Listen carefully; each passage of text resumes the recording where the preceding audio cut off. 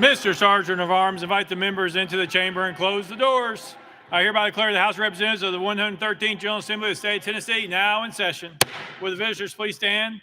Will the members please stand and remain standing through the Pledge of Allegiance? Representative McKenzie will introduce the chaplain of the day. Representative McKenzie, you're recognized. Thank you, Mr. Speaker. I have had the pleasure of knowing this gentleman since 1986 when we were both two tall, slender undergraduates. We're both still tall. He's the only slender one left out of the bunch. But, you know, from the time I first met Reverend Windrow, call him Vinny, he's had that spark. I knew early on this young man was going to do great things. The enthusiasm in every endeavor he took was just second to none and unparalleled. So Pastor Reverend Dr. Vincent Windrow is the pastor of Olive Branch Church, has two locations, originally in Nashville where he still remains, but he's also has a second location in Murfreesboro, his hometown. His congregation has grown to new and exciting heights. The church has been around since 1875, and there have only been 4 pastors since in the 150 years that it's been around. Reverend Dr. Windrow has served for nearly 23 years.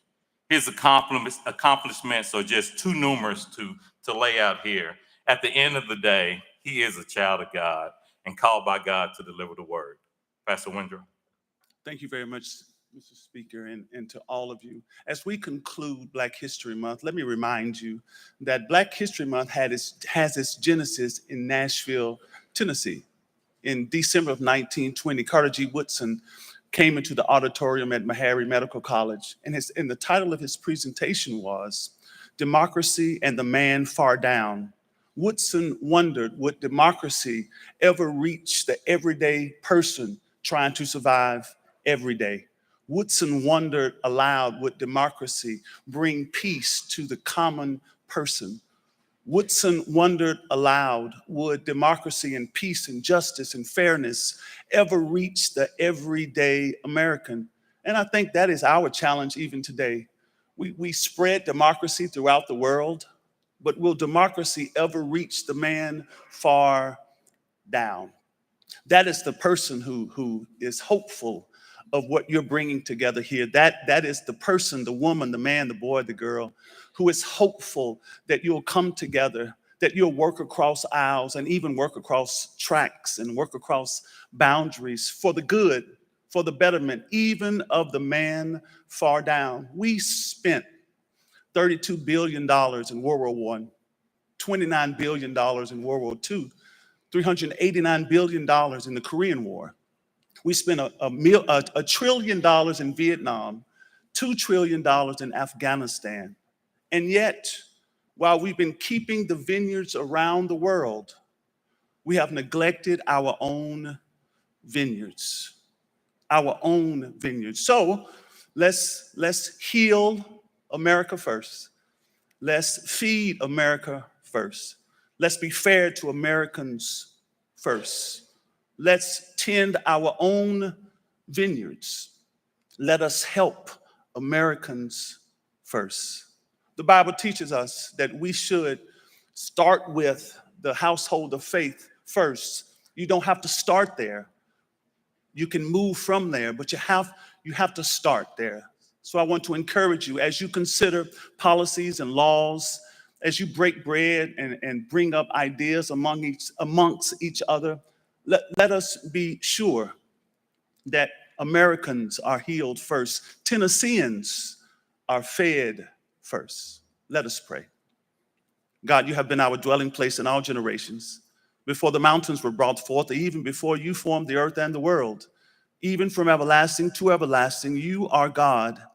And God, you remain God throughout time, throughout history, throughout battles and wars, God, throughout good times and bad times. You remain God. You remain our safe harbor and our refuge. You remain our protector and our provider. We ask your special blessings upon these who have been elected. God, your word is clear. Promotion doesn't come from the east or the west or the south. You are the judge. You putteth down one and setteth up another. Fill these, God, these representatives, God, with your sense of peace and your sense of fairness and justice. Fill these representatives, God, with purpose beyond their imagination, God, ideas beyond imagination. Bind them, God. Use them in the name of Jesus, God. Bless them with collaborative spirits, God.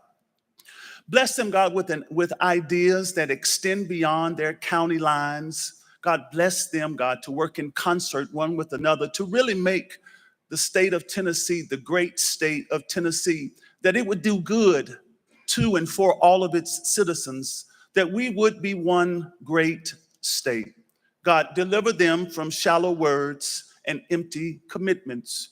We ask all of these things in the name of Jesus Christ the Lord. Amen. Representative McKenzie will lead us in the Pledge of Allegiance. Salute, pledge. Pledge allegiance To the flag of the United States of America and to the republic for which it stands, one nation, under God, indivisible, with liberty and justice for all.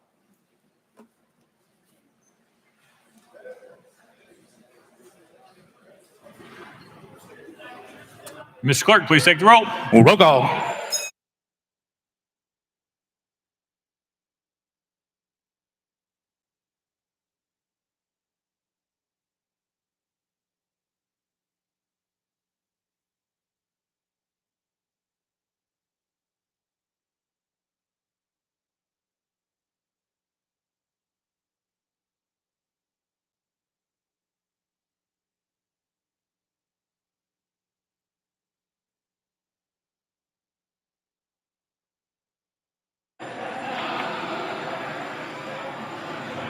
Mr. Clerk, please take the roll.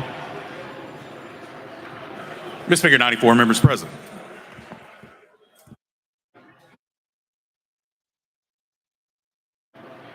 Next order, Mr. Clerk. Welcoming and honoring. Welcome and honoring Representative Gillespie. Thank you, Mr. Speaker. Members, I just wanted to point your attention to something, unfortunately, that happened in Memphis over the weekend. There was a pastor, Pastor Clemmy Livingston Jr. from the Zionfield Baptist Church was shot this weekend. And the lawlessness that's going on in my city and my home is just every day becoming more and more unacceptable. And I hope everyone here in this room agrees with me and says that enough is enough. We need to stop putting up with the lawlessness in my city. And with that, if we can just take a moment of silence for Pastor Livingston, thank you.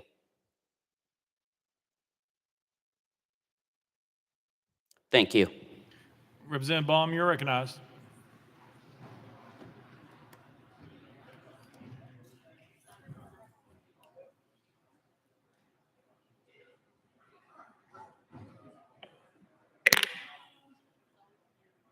Mr. Speaker, I request that the Sergeant at Arms escort our guests into the chamber. Mr. Sergeant of Arms, escort the guests to the well.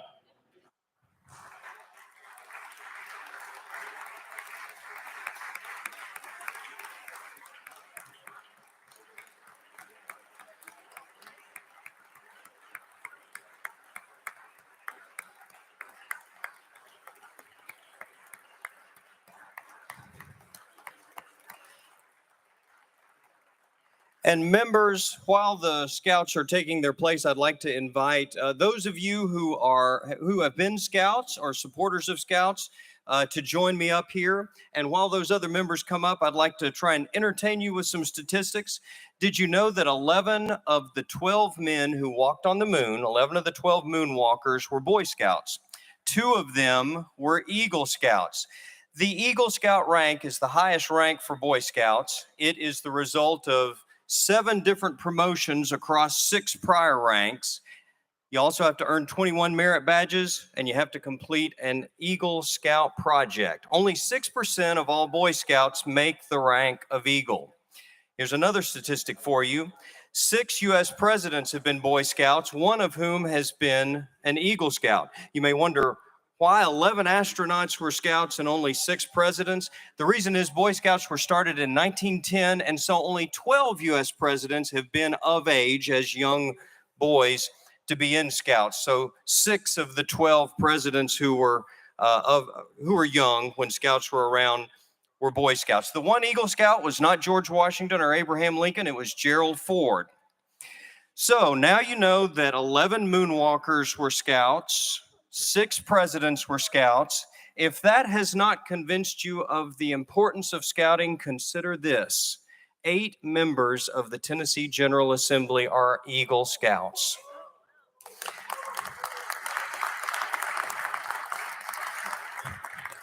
What I'd like to do next is turn the presentation over to the Scouts. They're going to give you an update on Scouting.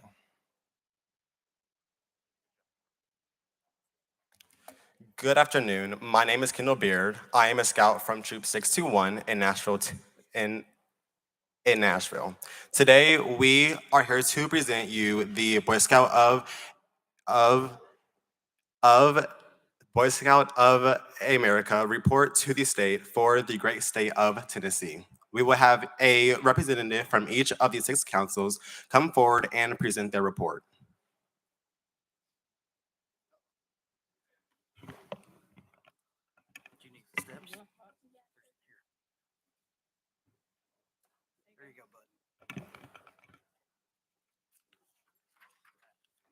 My name is Ross Phillips. I'm with Pack 3177. I'm honored to be the delegate for Cherokee Area Council headquartered in Chattanooga, Tennessee, serving 8 counties in the South and Southeast Tennessee.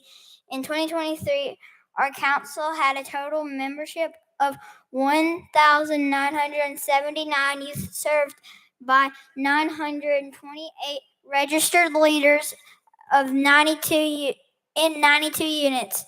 We had 807 Scouts attend summer camp, 20,126 recorded community service hours, 58 Eagle Scouts.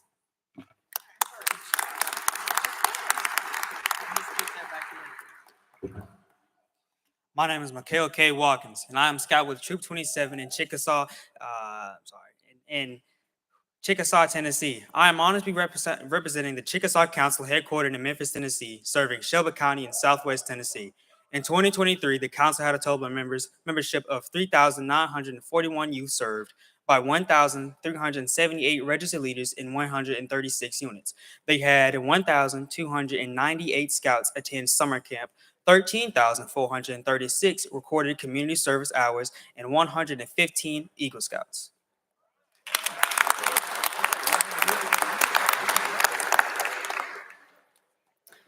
My name is Elijah West. I'm an Eagle Scout with Troop 333 in Huntsville, Tennessee. I'm honored to be the delegate for the Great Smoky Mountain Council, headquartered in Knoxville, Tennessee, serving 21 counties of East Tennessee.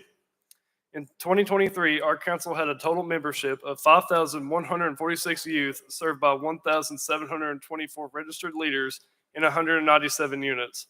We had 2,114 Scouts attend summer camp, 29,226 recorded community service hours, and 113 Eagle Scouts.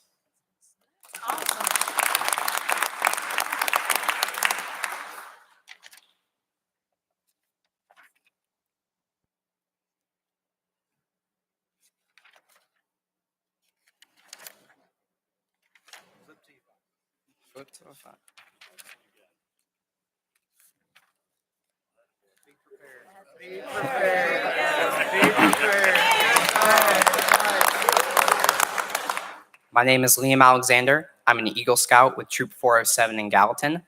I am honored to be the delegate for Middle Tennessee Council, headquartered in Nashville, serving 37 counties in Middle Tennessee and Fort Campbell, Kentucky. In 2023, our council had a total membership of 11,818 youth served by 4,358 registered leaders in 397 units. We had 2,310 Scouts attend summer camp, 36,308 recorded community service hours, and 274 Eagle Scouts. That's awesome.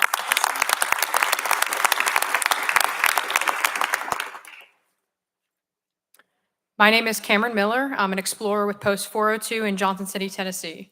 I am honored to be the delegate for the Sequoia Council headquartered in Johnson City, Tennessee, serving 8 counties in Northeast Tennessee. In 2023, our council had a total membership of 1,537 youth served by 1,003 registered leaders in 96 units. We had 1,781 scouts attend summer camp, 1,085 recorded community service hours, and 44 Eagle Scouts.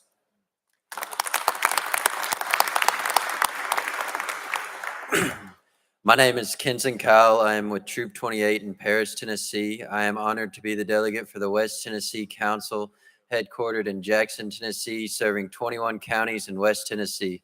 In 2023, our council had a total membership of 1,273 youth served by 602 registered leaders in 79 units.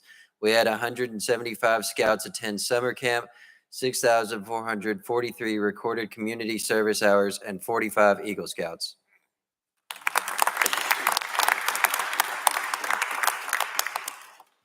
I am Ephraim Rodabach, and I'm an Eagle Scout Troop 367 in Carthage, Tennessee. I'm honored to be the delegate to present the year-end report for the great state of Tennessee. Scouting served 25,694 youth members with 9,993 registered leaders. This providing quality programs in 997 units from Memphis to Bristol and across the entire state. Also, we had over 8,485 scouts take part in resident camp experience, with 106,624 recorded community service hours. Lastly, we had 649 scouts earn the Eagle Scout rank, the highest achievement in scouting by a youth.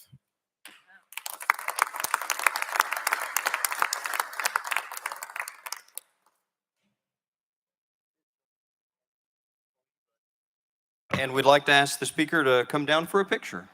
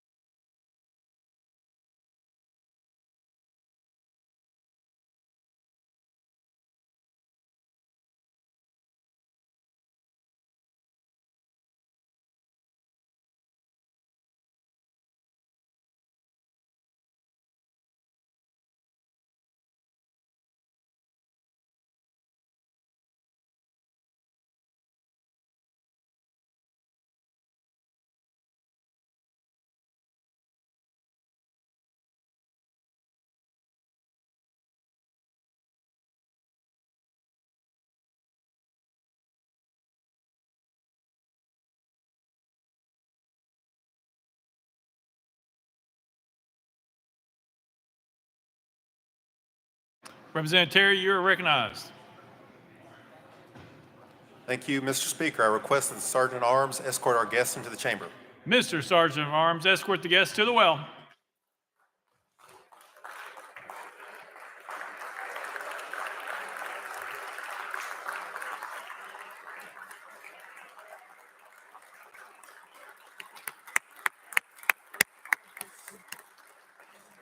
Yes, come all the way around, yeah.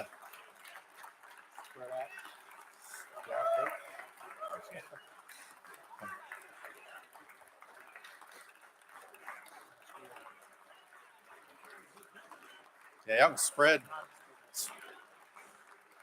Yeah, have them spread out. Some of them over here.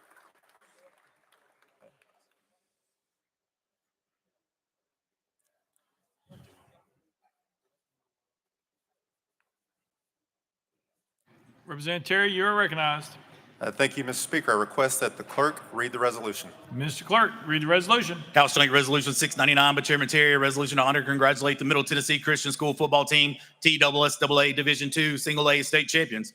whereas the members of this General Assembly are pleased to especially honor and commend those successful high school teams that through their magnificent exploits bring the honor to Tennessee and serve as exceptional ambassadors for this state. And whereas the Middle Tennessee Christian School football team achieved an extraordinary level of success during the 2023 season, winning the coveted TSSAA Division IIA State Football Championship, and whereas showcasing their tenacious defense and precision offense, the Middle Tennessee Christian Cougars defeated Friendship Christian by a score of 28-13 at Finley Stadium on the campus of University of Tennessee at Chattanooga to claim the school's first ever state football championship. And whereas the football players of Middle Tennessee Christian School epitomize all that is good in today's student athletes, as they have achieved the highest level of success on the field while showing the highest degree of character, both on and off the field. They inspire their fellow students and united the entire community during their triumphant run through the 2023 season. And whereas the dedication, determination, work ethic, and talent of this group of young men not only made possible a championship football season, but also surely bode well for their success in every future endeavor.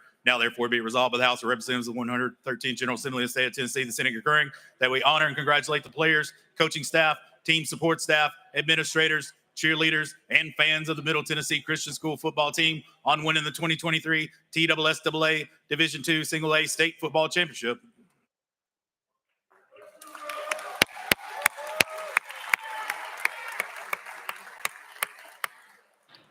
Representative Terry, you're recognized. Thank you, Mr. Speaker. I'd like to thank the members for honoring from Murfreesboro, Coach Christian Peterson and the Division II state champion MTCS Cougars. Coach Peterson, this was his first year at MTCS, and he guided the Cougars to their first team state championship. So congratulations on that. And if you ever had the opportunity to watch them play, they were a treat. I think the coach will agree that they had a smothering defense, and defense wins championships. But their offense was pure magic. And you kind of saw them getting around the podium today. But when they'd line up, somehow they'd shift, and then they'd go this way, and then you'd think the ball would go this way. And then the next thing you know, Eli's running for a touchdown that way. And the announcers half the time didn't know where the ball was till a touchdown was scored. So it was truly a special year for the team, their school, and for our community. So thank you guys for honoring them. And Mr. Speaker, it'd be an honor if we could recognize Coach Peterson for some comments. Yes, sir. First of all, thank you, Representative Terry, for having us. This is a really big honor for our school and for our team. I'm so proud of these boys. When I got hired in April, they came to me and said that their goal was to win a state title, and it had never been done before at our school. And so, I said, all right, if that's your goal, cool, let's do it, but it's going to be hard, and I'm not going to go easy on you. We're going to work every single day to trying to train that goal. And, to watch them put the work in basically year round to make this happen. I'm so proud of them and so excited they were able to see the benefits there at the end, and looking forward to building this thing and hopefully being here in the future.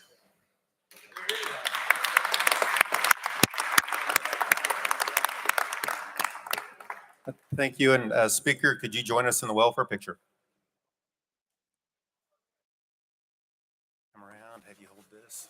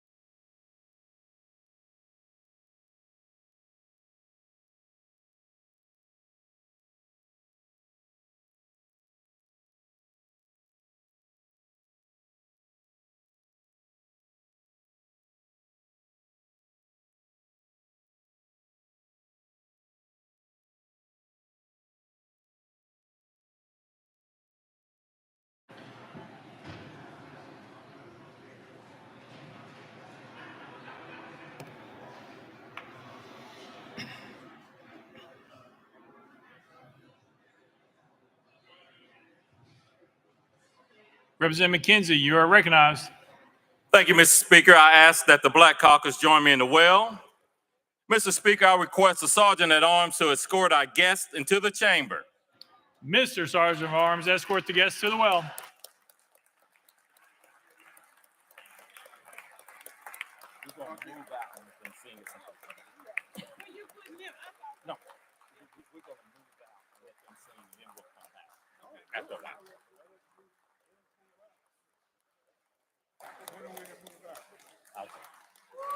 Y'all good right there. Y'all okay. I'm gonna bring y'all up.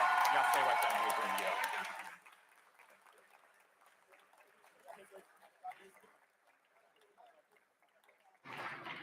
Representative McKenzie, you're recognized. Thank you, Mr. Speaker. I'd like to introduce you all to Melanated. Melanated is a a cappella group. It's an organization formed in 2017 on the campus of Vanderbilt University. The organization's mission is to create a safe and lively environment for all kinds of singers, rappers, beatboxers to collaborate on a cappella music. They encourage all minority groups to join Melanated to create a more inclusive a cappella culture on campus. Please stand with me as they sing Lift Every Voice and Sing.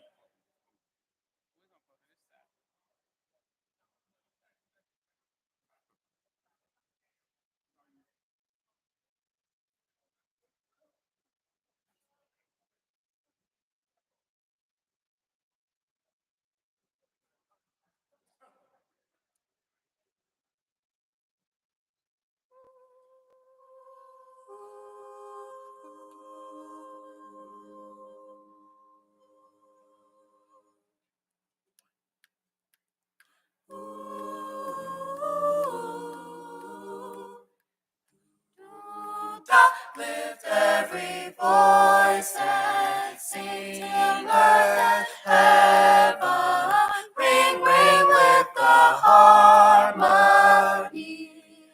of liberty. Let our rejoicing rise high as the listening skies. Let it resound loud as the rolling sea. Sing a song full of the faith that the dark past has taught us. Sing a song full of the hope that the present has brought us. Facing the rising sun of our new day begun. Let us march on till victory is won. Stony the road we trod, bitter the chastening, wrought felt in the days when hope unborn had died, yet with the steady feet have not our weary feet entered the place from which our fathers sighed. We have come over a grave, tears have been slaughtered. We have come treading our blood of the slaughter, out from the gloomy past till now we stand and pass till the bright gleam of our bright star is cast. Ooh, ooh, ah,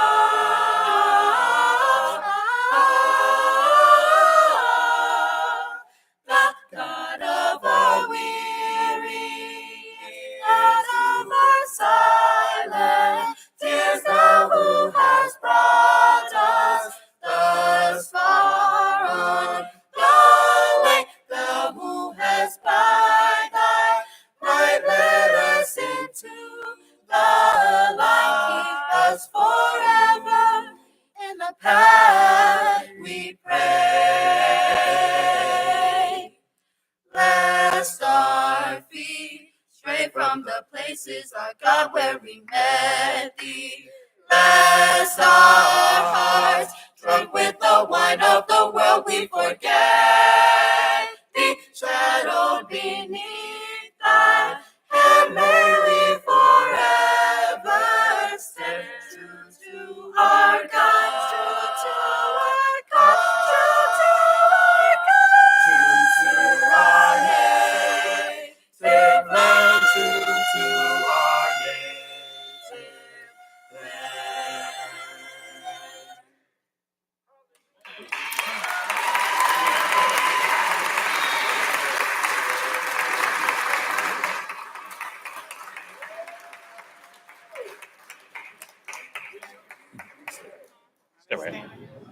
Representative McKenzie, you're recognized. Thank you, Mr. Speaker. I currently and proudly serve as the chair of the Tennessee Black Caucus State Legislators, and I'm just honored to serve in this role and honored to have a group as talented as melanated to perform for us. What we do in the Black Caucus, each year we give a Living Legacy Award to someone in each grand division. And it's my honor today to speak on, I don't see Representative Hakeem, so I will speak on the representative from East Tennessee. And I say representative because this year's honoree is a former state representative, several of you all know, Joanne Favors out of Chattanooga. She was a strong, mighty force here. And again, we like to give people their flowers while they're here. So let's give Representative Joanne Favors a round of applause.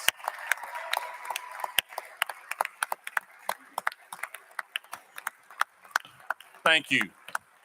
And then in this order, I'd like to invite Representative Vincent Dixie to recognize the Middle Tennessee and Representative Gia Hardaway to recognize the West Tennessee recipient. Representative Dixie, you're recognized. Thank you, Mr. Speaker. I would like to recognize Rosetta Miller Perry with our Living Legend Award of Middle Tennessee in recognition of her long-term dedication and advocacy to human rights. A civil rights activist and groundbreaking entrepreneur in the publishing industry of Tennessee, Miss Miller Perry was born July 7th, 1934 in Coropolis, Pennsylvania. Miss Rosetta Miller Perry joined the United States Navy in 1954 and served in the Adjutant General's Office in Germany and for Adam Bush in the Pentagon. She received a Bachelor of Science degree in chemistry from the University of Memphis in 1956 and became the first female African graduate of the John A. Gupton School of Mortuary Science in 1957. She was actively involved in the civil rights struggle. Ms. Perry worked closely with Z. Alexander Luby, Curly Magruder, Reverend Kelly Miller Smith, and other leaders. And as a field representative of the United States Civil Rights Commission, she was assigned to cover the Memphis sanitation workers' strike in 1968. And she witnessed the chaos after the murder of Dr. Martin Luther King Jr. Ms. Perry served as the National Area Director for the United States Equal Employment Opportunity Commission, working both in Nashville and Memphis. Ms. Perry later became the Area Director of the EEOC. And after her retirement from the federal government, Ms. Perry and her husband, the late Dr. L.O.P. Perry, founded Perry & Perry Associates, publishing company that produced Contemporary, a Tennessee-focused African-American magazine, the Tennessee Tribune newspaper, to focus on such issues as health, education, and voter registration. She established the Greater Nashville Black Chamber of Commerce in 1998, and that same year she created the Anthony J. Seabrook Journalism Center in partnership with Dell Computers to prepare young people for careers in journalism.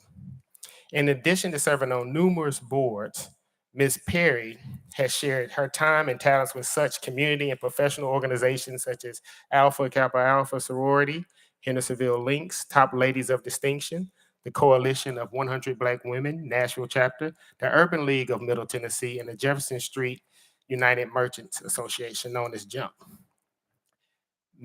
The Miss Rosetta Perry Scholarship at Memphis State University was created in her honor And the Rosetta Miller Perry Award for the best Black film by a filmmaker is presented annually at the Nashville Film Festival. Miss Rosetta Miller Perry has spent a lifetime in service to the citizens of this state, and she should be recognized on this special occasion. Now, Miss Perry would normally be here. She never misses this opportunity, so she is my constituent, but I think with the redistricting, she may be Harold Love's constituent now. But she is not here because she suffered a heart attack a couple of weeks ago, so she's at home recovering. So hopefully she's watching this, and I just randomly called her last week just to talk to her because she's always been a friend and she's always been a mentor and always been able to give me good advice. So keep her in your prayers, but let's please make sure that we honor her today because she's well deserved.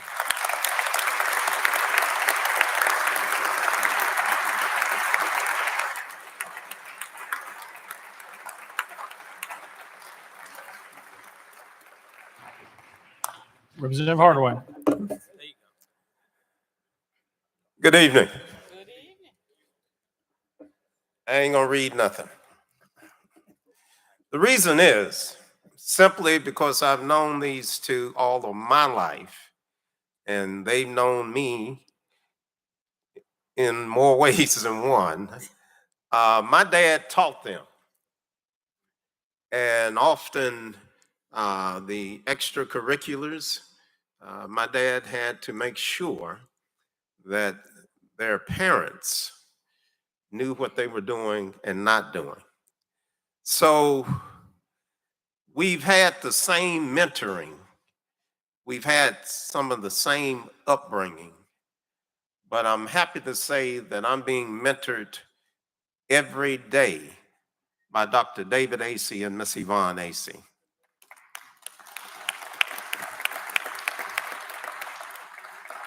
Dr. Acey is who I would call a global ambassador to all and for all of the African diaspora.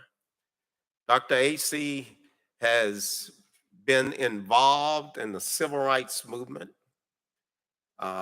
most of his life. He's been involved professionally.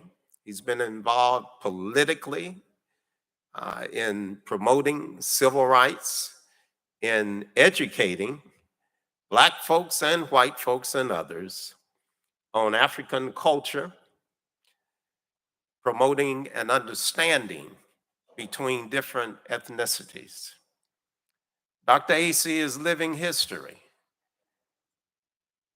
I can't think of I can only think of one other person who was at both the August 1963 March on Washington when Dr. King had the dream, but was also at I've been to the mountaintop at Claiborne Temple.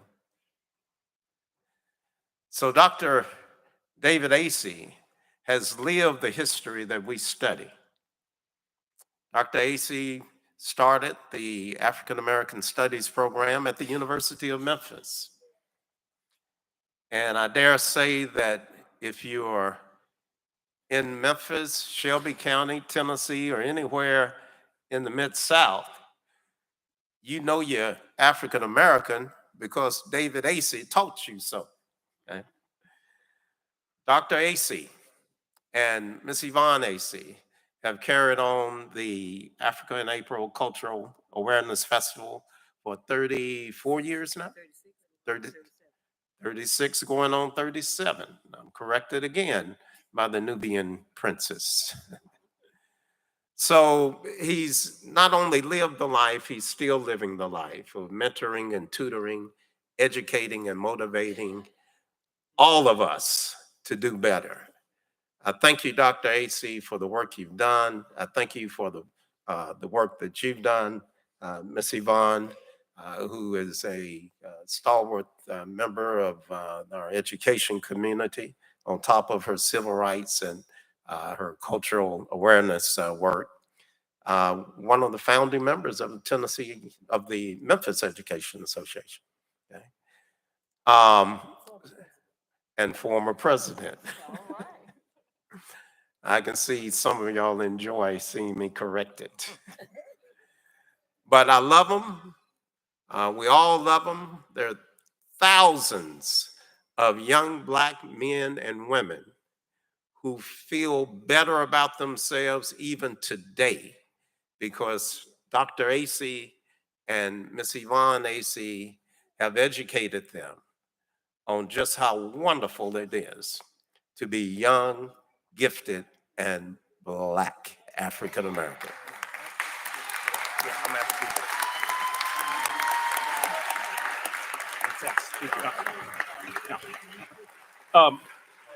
Mr. Speaker, will you please come take a picture? Yes, sir. Representative Hakeem, you can be recognized, sir. Thank you. Thank you, Mr. Speaker. I have to take the responsibility for it, but the intent was not to be late. Whew. But I want to share a thought or two, I shouldn't say a thought, but some history in regards to former State Representative Joanne Favors. She was and is a trailblazer, as she and the group that she grew up with in the city of Chattanooga. They were together from kindergarten through high school. And that group desegregated the lunch counter in one of the restaurants in downtown Chattanooga. When it was college students doing it across the nation, it was high school students who did it in the city of Chattanooga. And she was among that group.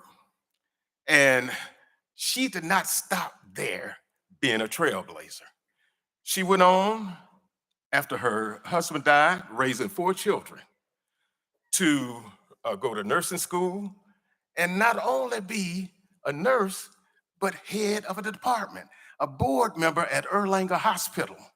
So I'm saying that she wasn't satisfied as to where she was, but striving to be the best that she can be. Now, all of you know, there's a history and a track record of what one group of people have been able to do and another group of people have not been able to participate in. She was one of those people who, despite being told what she can't do and what she won't do, she did. Striving, again, to be the best that she could be and to encourage others to be the best they could be. And in looking again as to where we all come from, I don't care what you say. I don't care if you tell me you don't like me. God likes all of us. We are in this together, whether we want to admit it or not. Now, I am your brother, again, whether you like it or not. And I would strive to respect you in a manner that you want to be respected. And I would hope that you do the same for me. We, ladies and gentlemen, if we don't come together in this chamber, in this nation, we will be taken over by a country overseas whose leader said, Nikita Khrushchev, we will take America without firing a shot.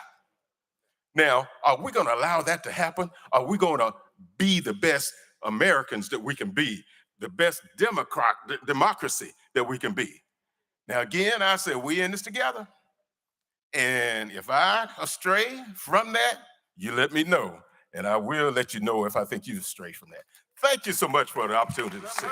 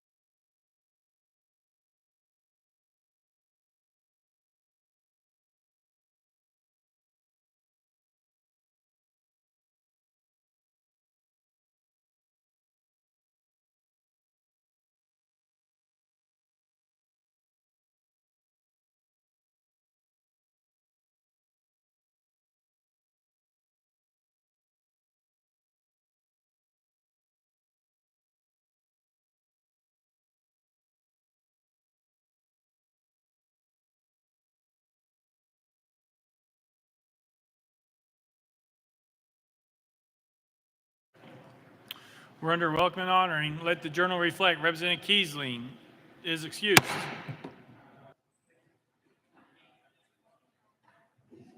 Thank you, Mr. Speaker. I rise tonight to honor a life lost too soon. As the father of a 22-year-old student that just graduated college and a 20-year-old sophomore, both girls, the loss of Lake and Riley on the University of Georgia campus, beaten to death by an illegal immigrant who entered the country in 22 illegally through El Paso, Texas. Another loss, unnecessary and completely avoidable, but for the southern border policy of this administration. I ask this group to please keep this family in your prayers, the community of Athens, Georgia, and the United States as a whole. Moment of silence, please.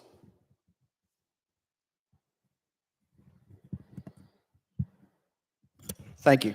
Representative Shaw. Thank you, Mr. Speaker. Mr. Speaker, I'd like for you and the House to stand with me in a moment of silent prayer for our past representative, Brother Don Ridgway. I understand that he's possibly being transported to hospice as we speak. I'm not for sure, but I served with Don Ridgway. In fact, he and I had a little scheme going here in the legislature. When I first came, my first year, I would marry couples and he would sing a song. So we worked together for quite a spell, and I understand that he's very ill and he's possibly being transported to hospice as we speak this evening. So I'd like for us to stand in a few moments of silent prayer on his behalf.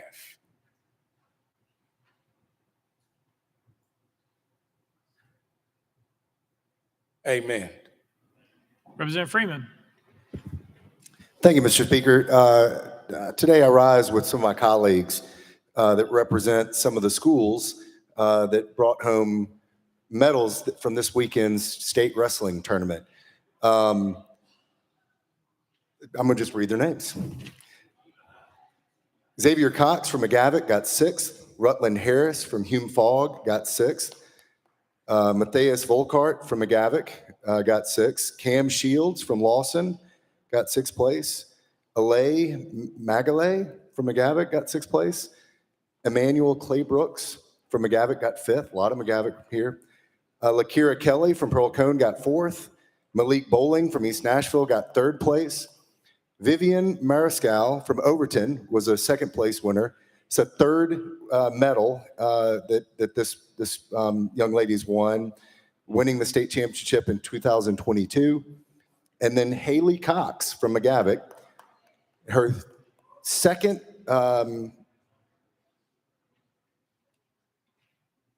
That was a minute.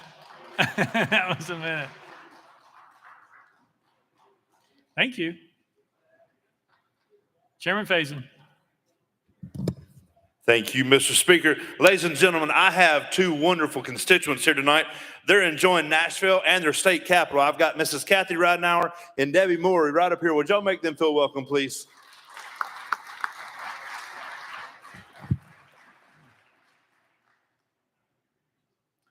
Representative Pearson. Thank you, Speaker. It was mentioned in our community about a tragic incident with one of our pastors in Southwest Memphis who was unfortunately shot while a car was being stolen outside. And one of the things to know about that pastor, to my colleague who's also from Shelby County, is that he was a serious proponent and advocate against gun violence. And he wants more just laws as it relates to gun violence. And so before I think anyone claims Memphis as their city, make sure that you're proximate to the people in the city who want to see change as it relates to the laws related to guns. Today is also the day that Trayvon Martin was killed in 2012. Police brutality and the killings of unarmed Black people remains a prescient problem and an issue. And so as we do our work, let us prioritize all communities, but especially those disproportionately harmed, because Black Lives Matter today and always. Representative Hicks of Washington. Thank you, Mr. Speaker. Members, help Representative Alexander and I welcome two very special guests. It's up in the gallery.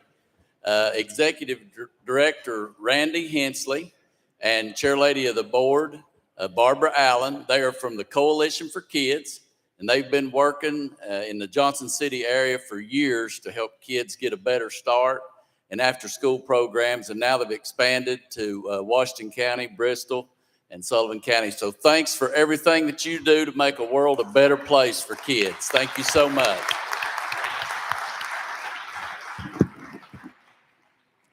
Representative Ritchie. Thank you, Mr. Speaker. Members, if y'all don't mind rising for a moment of silence. On Friday, really good friend of mine, one of my best friends, ended up passing away, leaving behind a 4-year-old. He's going to be missed, just full life, never a dull moment. Spent a lot of time sitting in the duck blind, calling in geese and ducks and stuff like that. But if y'all do him the honor of just giving him a moment of silence, I appreciate it. Thank you, Mr. Speaker.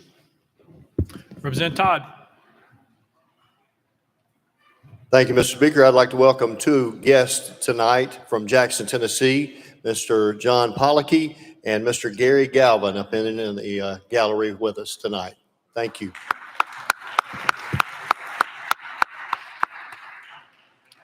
Representative Williams. Thank you, Mr. Speaker. I want to take an opportunity to wish my first nephew, Grant William Gammon, 25th birthday today. He was the guy that made me Uncle Rai Rai many years ago, and so I'm really thankful for him. Just wanted to wish him a happy birthday. Thank you. Representative Bricken. Thank you, Mr. Speaker. During the Boy Scout ceremony today, I stood behind a young lady from Tullahoma. Her name was Caitlin Brown. She was the only young lady up in the well. She's not only an Eagle Scout, but she also has recently been awarded Scout of the Year in Tennessee. So I want to certainly honor her. Her parents, I think, are still in the gallery, Mark and Rachel Brown. And again, let's please honor that young lady.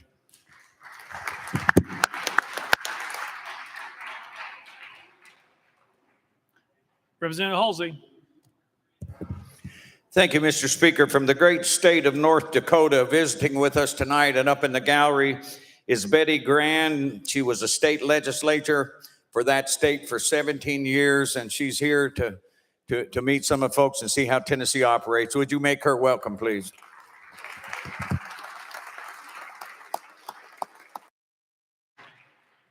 Representative Carringer. Thank you, Speaker. I just wanted to wish a lifelong childhood friend a happy birthday tomorrow back in Knoxville, Tennessee. So I want to say happy birthday, Susie Smith. I hope you have a great day.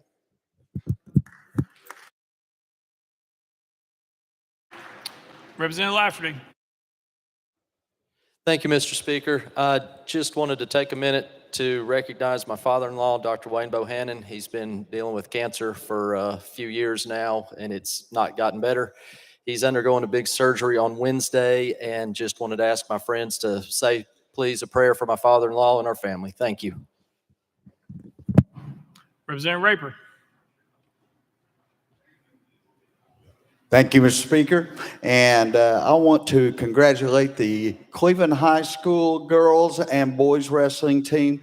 In wrestling, you have duals and traditional championships, so 2 a year.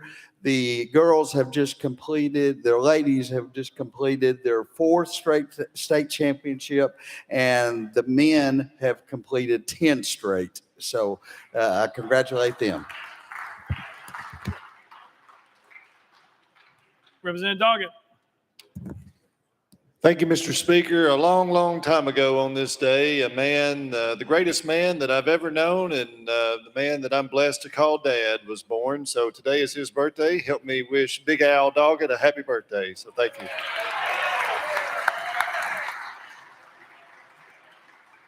Leader Camper. Thank you, Mr. Speaker. Mr. Speaker, members, I'd like to make welcome the Memphis Education Association. They're visiting us, but I think they went to take a picture with the ACs. So make them feel welcome. And lastly, a good friend of mine, Sybil Watkins, she was here. Her son was one of the Boy Scouts that was presenting today. She's from Somerville, Tennessee. Make her feel welcome.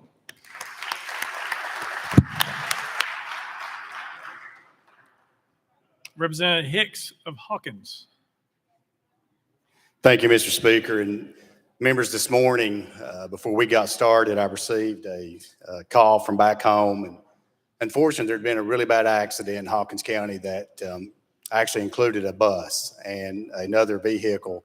Unfortunately, the driver of that bus did not make it. So there was several children that was actually on the bus, but all the children were safe. They were sent to JCMC, and they are still recovering but doing well. At this time, I just ask that we have a moment of silence for that family, everyone actually, all the families that are involved in that accident. Thank you. Representative Fritz. Thank you, Mr. Speaker. I would like to wish Miss Sarah Elizabeth Bowles of Kingston, Tennessee, happy birthday on her 104th birthday. Thank you.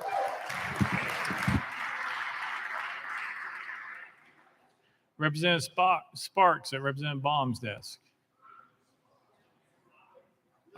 Thank you, Mr. Speaker. Mr. Speaker, if we could just do a quick moment of silence for Hee Haw star Ronnie Stoneman of Smyrna, passed away the other day. And we just do a quick moment of silence for Miss Ronnie Stoneman. Thank you, Mr. Speaker. Representative Hazelwood. Thank you, Mr. Speaker. I would ask the chamber to please rise in honor of a life well lived and help me to celebrate a gentleman, Max Orr. He was the first mayor of the city of Soddy Daisy. He died yesterday. He's 99 years old. So as I said, a life well lived. He was an amazing man who served in World War II and the Korean War. He came back and served in his community in various ways in the city of Soddy Daisy, owned his own business. And again, just a moment of silence to honor Mr. Orr and to just give comfort to his family. Thank you. Thank you. Thank you. Next order, Mr. Clerk. Introduction of resolutions. Leader Lambert, you're recognized. Thank you, Mr. Speaker. That all resolutions properly filed be introduced pursuant to rule number 17 and placed on the consent calendar, referred to the appropriate standing committee. Without objection, so ordered. Next order, Mr. Clerk. Senate joint resolutions congratulatory and memorializing. Leader Lambert, you're recognized. Thank you, Mr. Speaker. That all Senate joint resolutions congratulatory and memorializing in line of the rest be placed on the consent calendar, pursuant to rule number 17. Without objection, so ordered. Next order, Mr. Clerk. Resolutions lying over. Leader Lambert, you're recognized. Thank you, Mr. Speaker. That all resolutions lying over be referred to the appropriate standing committee. Without objection, so ordered. Next order, Mr. Clerk. Introduction of bills. Leader Lambert, you're recognized. Thank you, Mr. Speaker. That House Bill 2983 be introduced and passed on first consideration. Without objection, so ordered. Next order, Mr. Clerk. Senate bills on first consideration. Leader Lambert, you're recognized. Thank you, Mr. Speaker. That Senate Bill 1586, 1608, 1624, 1681, 1726, 1860, 1910, 1941, 1968, 2075, 2078, 2092, 2114, 2153, 2276, 2374, 2486, transmitted by the Senate, be held on the desk pending third consideration of their companion House bills. Without objection, so ordered. Next order, Mr. Clerk. Senate bills on second consideration. House bills on second consideration. Leader Lambert, you're recognized. Thank you, Mr. Speaker. That House Bills 2978 through 2982 be passed on second consideration and be held on the desk or referred to the appropriate standing committee. Without objection, so ordered. Next order, Mr. Clerk. Petitions and memorials, reports from standing committees, reports from select committees, calendars. Mr. Speaker, the House has a consent calendar. Chairman Zachary, you're recognized. Thank you, Mr. Speaker. I move passage of the consent calendar on third and final consideration, keep with Rule 50. Gentleman moves passage of the consent calendar, probably seconded. Mr. Clerk, any objections been filed?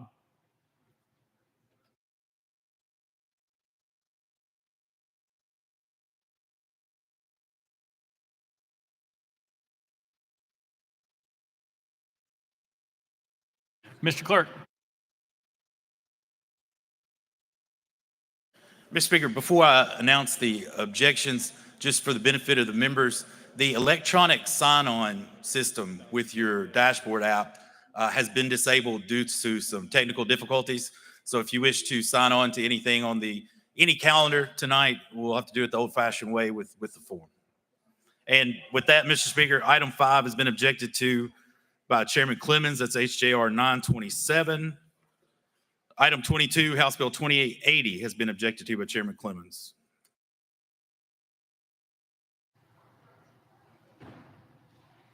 Anyone seeking recognition on the consent calendar? Seeing none, we're voting on the consent calendar. All members in favor, vote aye when the bell rings. Those opposed, vote no. Has every member voted? Does any member wish to change their vote?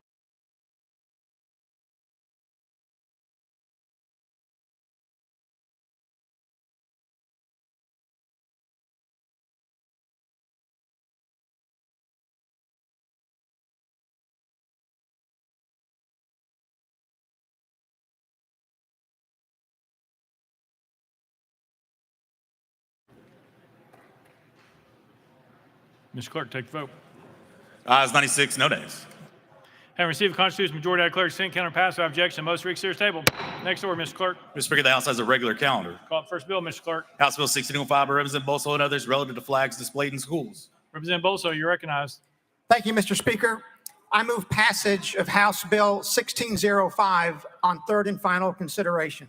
Representative Bolso moves passage. Probably seconded. Mr. Clerk, call the First Amendment. House Education Administration Committee Amendment number 1. Chairman White, you're recognized. Thank you, Mr. Speaker. Move to adopt and defer to the sponsor for explanation. Chairman White moves adoption of committee amendment number 1. Probably seconded. Any discussion on the amendment? Seeing none, all those in favor of amendment number 1 say aye. All those opposed say no. The ayes have it. You adopted. Next amendment, Mr. Clerk. House Amendment 2 by Chairman Sapicki. Mr. Speaker, was timely filed. Representative Sapicki, you are recognized. Thank you, Mr. Speaker. I move adoption of the amendment. Representative Sapicki moves adoption of amendment number 2. Probably seconded. Any discussion on the amendment? Seeing none, we're on the board. All those in favor of amendment number 2, vote aye when the bell rings. Those opposed, vote no.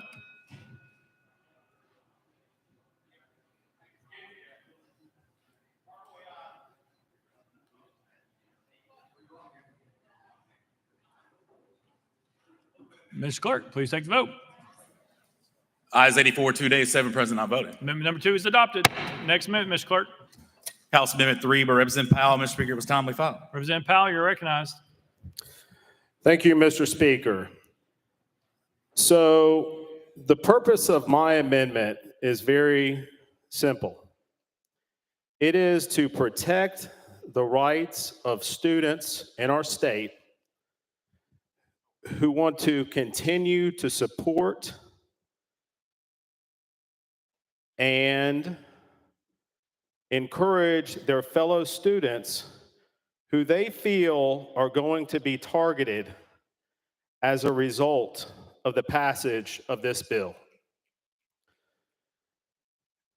Additionally, it will uphold protections that are already in place in the Supreme Court.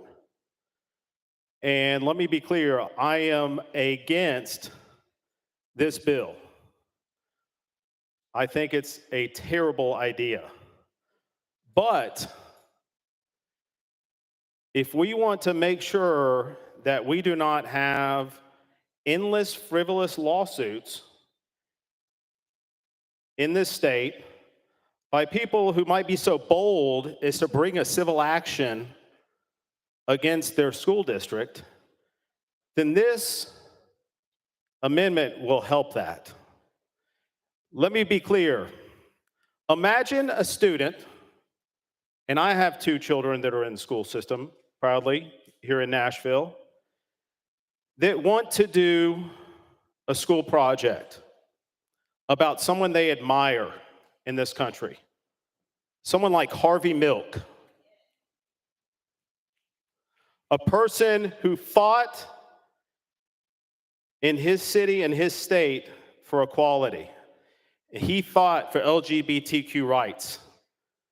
And as part of that poster, that student put a flag of the LGBTQ community on their poster. it's open to interpretation in here whether or not things that students do that are placed up on the wall could be seen as in violation. And that's a major problem. We are going to have students who are going to feel unwelcome. They're going to feel like their state and their community doesn't support them because of this bill. These students, studies have shown, will be subjected to higher rates of harassment, more inclined to be targeted by other students, because let's be clear, right now this bill is targeting students. We can walk around and dance and say it does all these different things. We've opted out in the amendment that was just drafted, the Confederate flag. So the Confederate flag can be flown, but the LGBTQ flag cannot be displayed. And we're going to have students in our schools that are going to be deeply impacted by this. I am proud when I walk into the public schools in my city to see the LGBTQ flag in the classrooms, proudly put up by teachers who understand the suffering that many of their students go through. We should be welcoming and celebrating our students, not hating on them. And all this amendment does is something very simple. It allows for the expression of those students, as long as it is not disruptive or materially and substantially interfere with the operation of the school. And we all know that simply displaying the LGBTQ flag does not do that. So I hope, colleagues, that you will support my amendment and you will join me in protecting our students and showing that we have love and compassion. With that, I move adoption. Representative Powell moves adoption of amendment number 3. It's properly seconded. Any discussion on the amendment? Representative Bolso, you are recognized. Thank you, Mr. Speaker.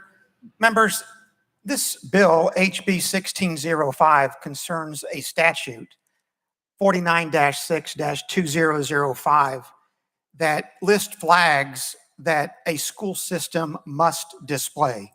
The bill tonight deals with flags that a school system may display.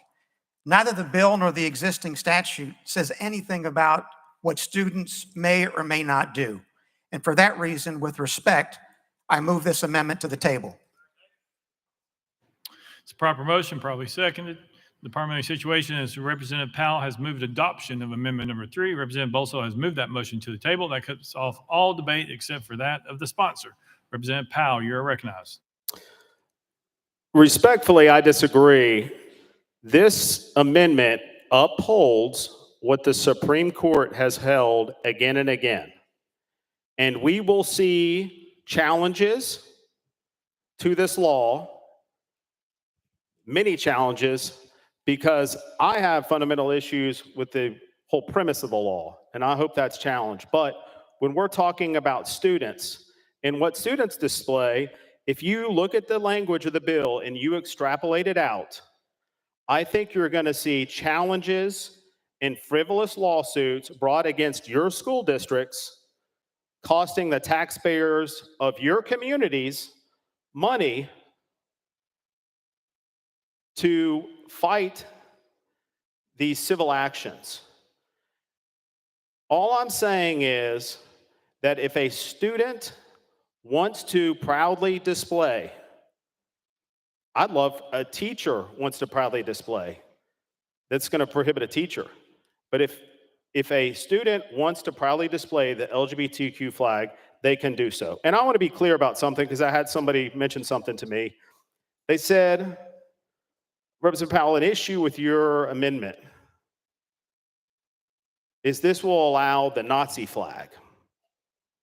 The Nazi flag and swastikas and messages of hate have time and time again shown to not be protected because they are materially disruptive. No one that I have ever met or known has felt, and in my community, in my school system, disrespected or disrupted because they simply want to support what they believe in, because they themselves might be LGBTQ, because they have friends that they know are LGBTQ, because they admire LGBTQ members of the community. I am asking you to please vote against the tabling motion, to stand with love and openness tonight, and to stand against hate and divisiveness, because the students in Tennessee are hearing this. They hear the message that this is sending. And I want to send a different message, and I hope you will too, that our state is welcoming, it's loving, and it wants to accept all students, including and especially those in the LGBTQ community. Thank you, Mr. Speaker. Parliamentary Situations, Representative Powell has moved adoption of amendment number 3. Representative Bolso has moved that motion to the table. We are voting on the tabling motion. All those in favor, vote aye when the bell rings. Those opposed, vote no. Has every member voted? Does any member wish to change their vote?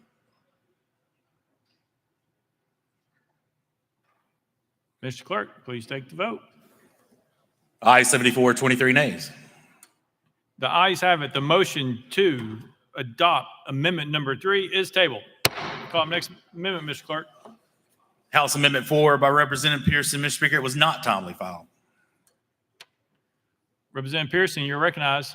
Thank you, Speaker. This legislation first is immoral and unjust, so I'm against it in its entirety, and I believe that what it is doing and the signal that it is giving is evil and wrong. And as people who are supposed to protect folks up here in our positions of power, I believe this is antithetical to that. This amendment is specific to Section 1C, subsection C. A flag cannot be disturbed or altered pursuant to Section 4-1-412. What is that section in particular? It is the section of Tennessee heritage protection, and one of the flags that would be protected here is called the quote unquote the war between the states, which I take to mean, for people who support revisionist history, the Civil War. And so people would be able to show the Confederate flag in their schools, and so I want to move for consideration this amendment to take that out.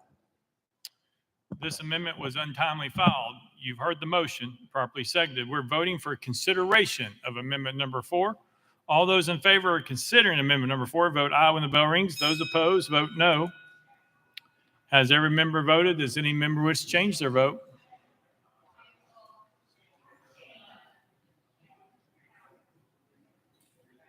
Mr. Clerk, please take the vote. Ayes 24, 73 nays. In accordance with Rule 60B, having failed to receive the necessary 2/3 vote, the motion to consider amendment number 4 fails. Next amendment, Mr. Clerk. Mr. Speaker, no further amendments. Representative Bolso, you're recognized. Thank you, Mr. Speaker. Members, as I mentioned a moment ago, under current law, each school system across the state is required to display the United States flag. This bill, if adopted, sets forth a list of other flags that school systems may display. With that, Mr. Speaker, I renew my motion. Representative Bolso renews his motion. Any discussion on the bill? Representative McKenzie, you're recognized. Thank you, Mr. Speaker. And by may display, that means that a school may display with the Article 412 the Nazi flag, and that it was about. Is that correct? Representative Bolso. Thank you, Mr. Speaker. That is incorrect. Representative McKenzie. per that same article, a school may display the Confederate flag. Is that correct? Representative Bolso. Thank you, Mr. Speaker. That also is incorrect. Representative McKenzie. Thank you, Mr. Speaker. You're incorrect on that. It clearly lays out in that article which flags are permissible from a historic standpoint. It clearly says the war between the states. It clearly states that. That is clearly the Confederate flag. There's no debate on this.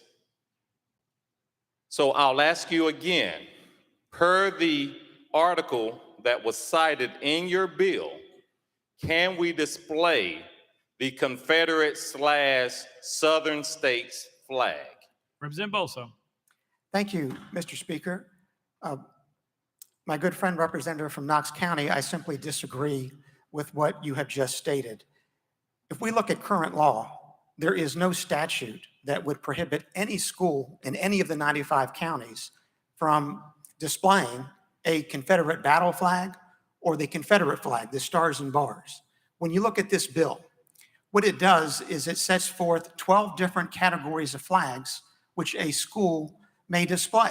One of those categories, of course, is a flag that is relevant to any bona fide course curriculum. So, for example, if a history class were studying the Civil War and on a projector, the teacher showed a Confederate flag and a Union flag, that would be perfectly appropriate because that has a historical context.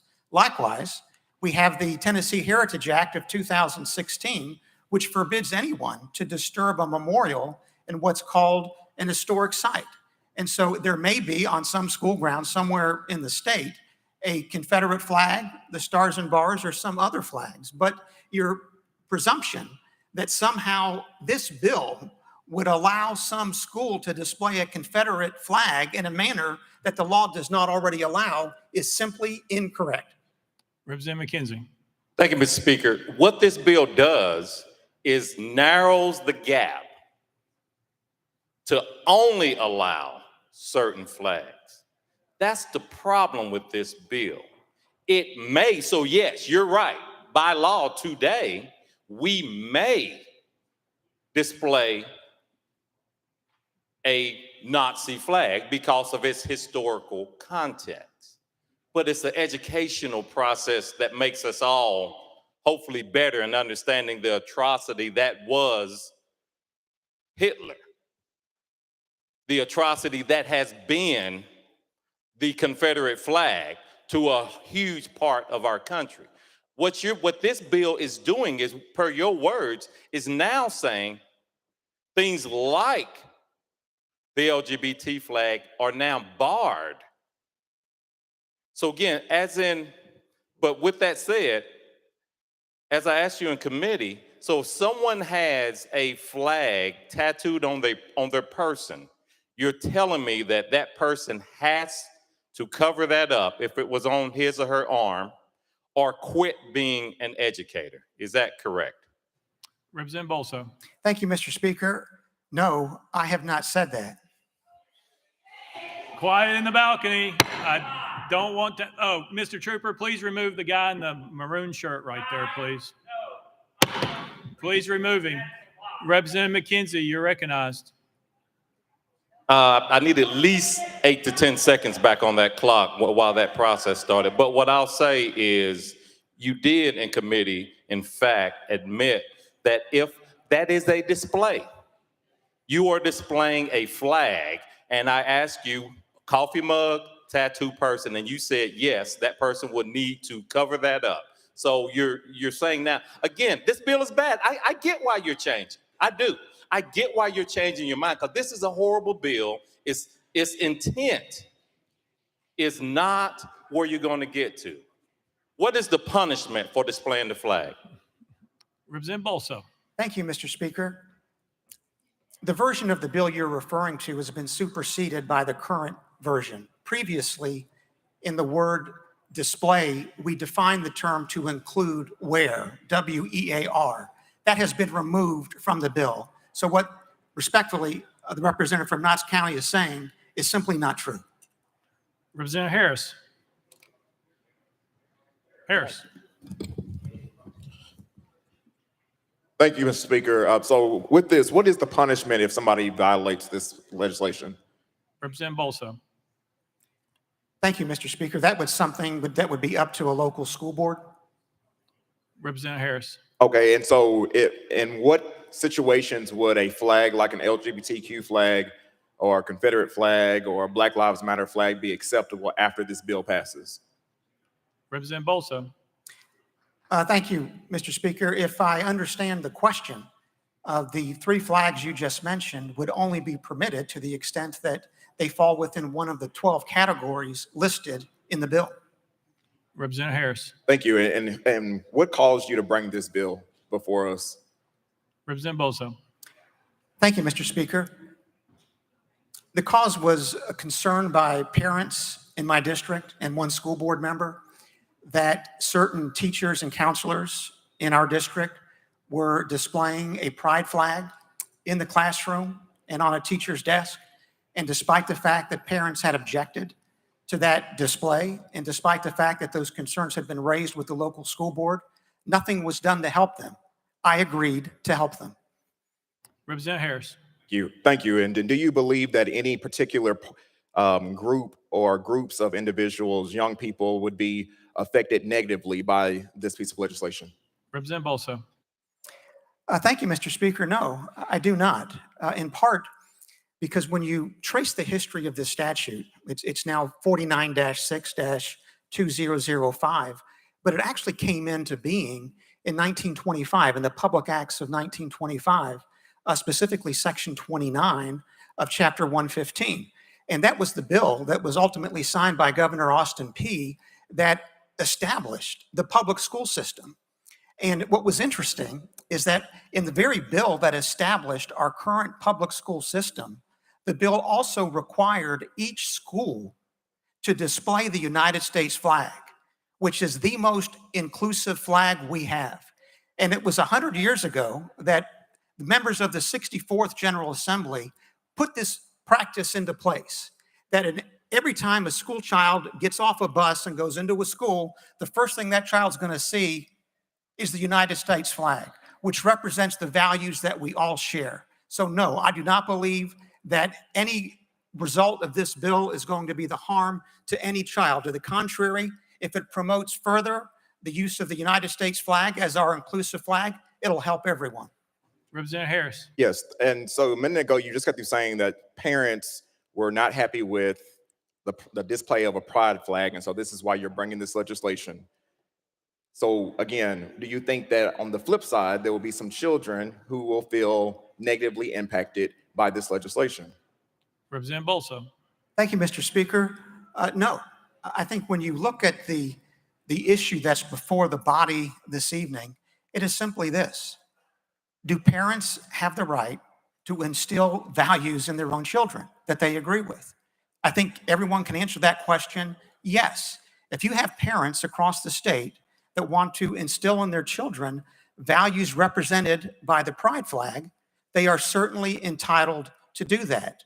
On the other hand, if you have parents who want to instill values in their children that are not consistent with the values represented by the pride flag, they have the ability to do that, which is what is great about our country. We have a diversity of opinion. We have a diversity of beliefs. Everyone is entitled to mutual respect. Everyone is entitled to mutual dignity. Everyone is entitled to tolerance. And what this bill does is it preserves tolerance across the board for all parents and all school children. Representative Harris. And are there any provisions within this legislation that tell an LEA how to handle this situation if it does occur? Representative Bolso. Thank you, Mr. Speaker. No, there is not. Representative Harris. Thank you, Mr. Speaker. You. Representative Mitchell. Thank you, Mr. Speaker. So let's just go down a list of flags just to make certain, we're consistent of what you want to ban from schools. So flag of NATO, you want to ban that, correct? Representative Bolso. Thank you, Mr. Speaker. No, I'm not in favor of banning any flag. Representative Mitchell. It doesn't fit in your list anywhere. The United Nations flag would not fit in your list anywhere.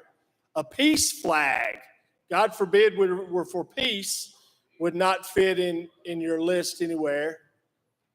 Flag of the Vatican. You know, there's a lot of Catholic schools that want to get some of these vouchers coming up.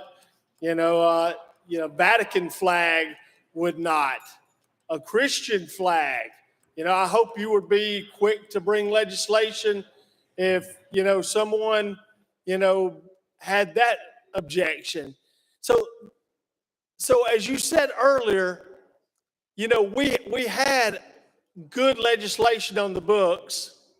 I guess the only person that anybody in here out of 99 that had any complaints were you. You heard from one constituent. I'm not quick to file a piece of legislation if I just have one constituent call me or have a problem with something. A lot of times if it's just one person, they may be the problem sometimes. But it's just funny to me that you put in here that you would be okay. You put a line item in here that you would be okay with flags of people who brought up arms against our country. You're okay with that. If it's in a historical context, yes. Before, when people were teaching that in a classroom in a historical context, that's one thing. But you chose, it was your decision to put the stars and bars in your legislation. You wanted to protect people who committed treason against this country. You wanted to protect those people, but you also chose to point some people out that you have a problem with. That's not why I ran for office. I didn't choose, I may disagree with a lot of people in here, but I'm not going to bring legislation to point them out and to separate them or to bring harm to anyone else. You chose that. You said it. You said it up there that your whole mission in this piece of legislation was to point one segment of the population out that you may not agree with. That's awful. I mean, I hope if I ever bring legislation, colleagues, to point one segment of the population out and to make them feel less than everyone else in our state, please let me know about it. I'm sick of legislation like this that just brings problems. I won't say what it really brings, but it just brings problems to this state. And I'm just waiting for the rest of us. We're coming for one segment today. Eventually, they're going to come for you. Thank you. Representative Bolso. Thank you, Mr. Speaker. Members, not a syllable of what you just heard over the past 5 minutes is true. First, a school can display a flag of the Vatican because the bill specifically recognizes that a current official flag of a country may be displayed. The Vatican is a country, representative from Davidson County. Second, the peace flag, if it is part of a course curriculum dealing with protests in the 1960s or 70s, of course can be displayed. That is specifically in the bill. Third, it wasn't one constituent. I've heard from hundreds of constituents since we filed this bill. Likely, I've heard from thousands of constituents across all of Tennessee's 95 counties. And then finally, there's an attempt here to change the issue, to try to redefine what we're doing. Remember, what we're doing is making sure parents are the ones who are allowed to instill in their children the values they want to instill. I am proud to stand up here on behalf of parents across this state, regardless of how many barbs of hatred and bigotry you want to throw, and represent those parents. 5 minutes is up. 5 minutes is up. Five minutes are up. Representative Bain. Representative Bain. Thank you, Mr. Speaker. Honestly, I'm still unclear about the issue this bill aims to address. While we've been informed that it targets the indoctrination of school children, the sponsors have yet presented any evidence or persuasive arguments on how the presence of a flag, especially the pride flag, leads to the uncritical adoption of an LGBTQIA identity.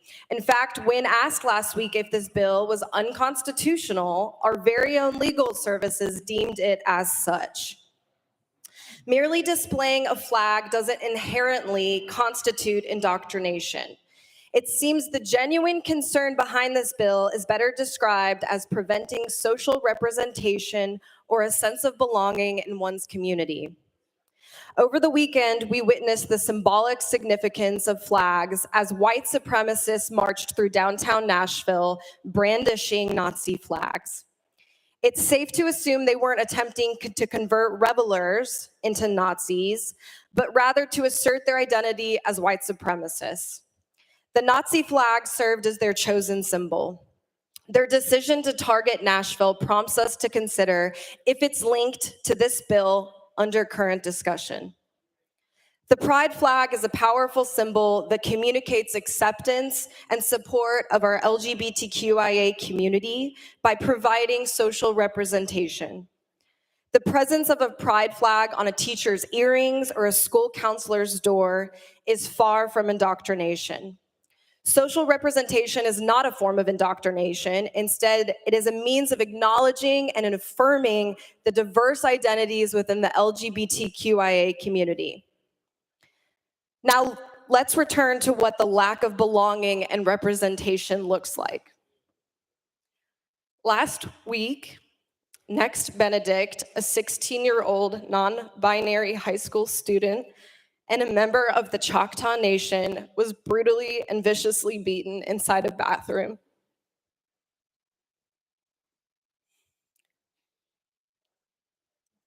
Next passed away from his injuries. Representation as embodied by the pride flag saves lives, and I want to see more of our kids alive. I will be voting no, and I hope my colleagues will do the same.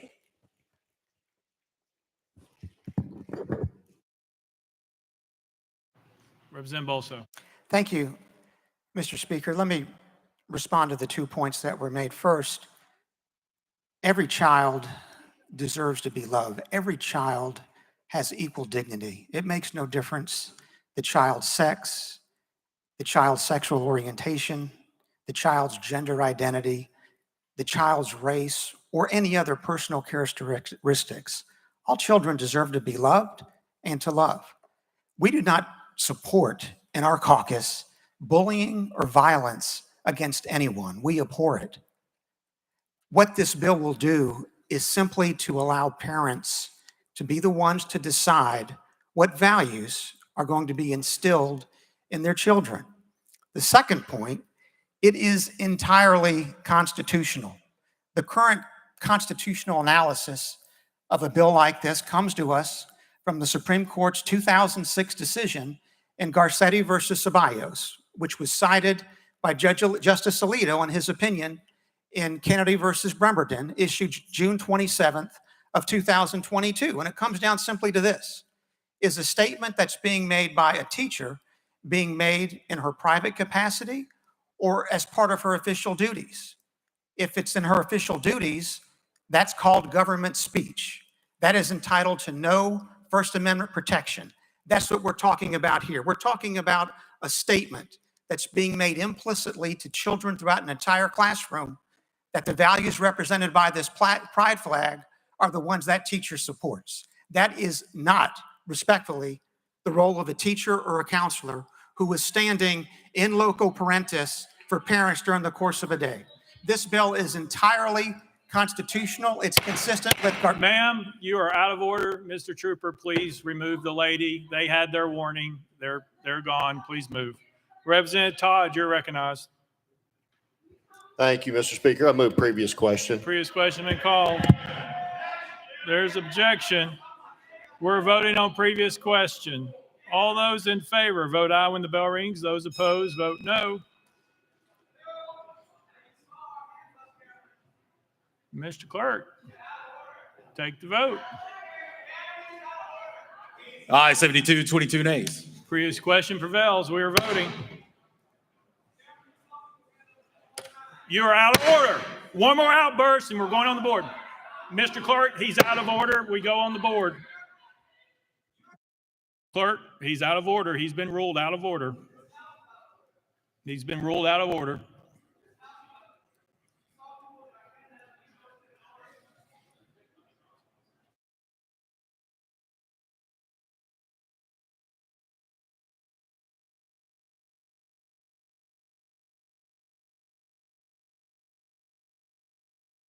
Mr. Clerk.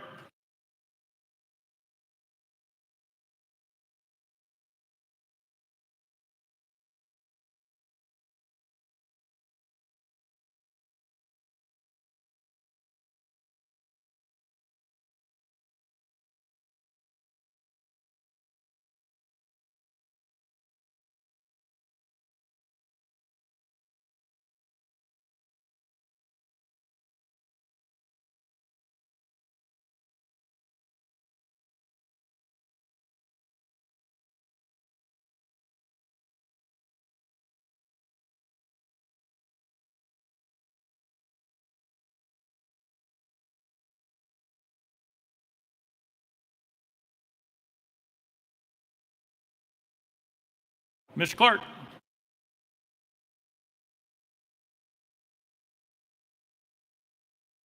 Mr. Speaker, for clarity of the member has been called to order pursuant to Rule 19. The House will now vote on whether that member was out of order. All those in favor? Point of order, you have to come down low, Representative Warner.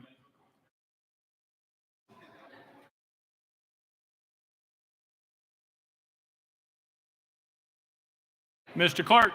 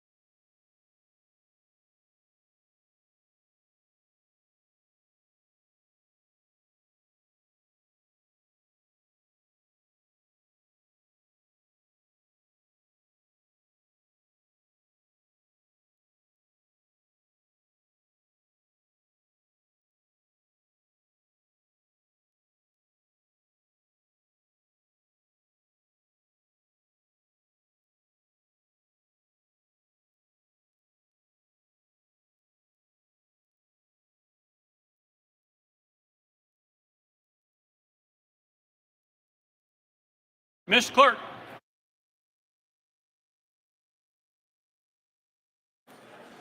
Mr. Speaker, we have had several inquiries at the desk, and I'll take these one at a time. A representative asked, was the member called to order pursuant to Rule 19? The answer is yes, that member being Representative Jones. Another representative asked, should we vote on the bill prior to voting on being called to order under Rule 19? This is a procedural vote that we need to dispose of before the bill is voted on.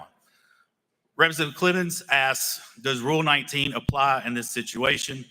Yes, it does. The body gets to determine that here in a moment. Representative Hardaway asked, what was the infraction? Why was the member called to order? The member was called to order for yelling out of turn and not being recognized, and the member continued to yell after being ruled out of order.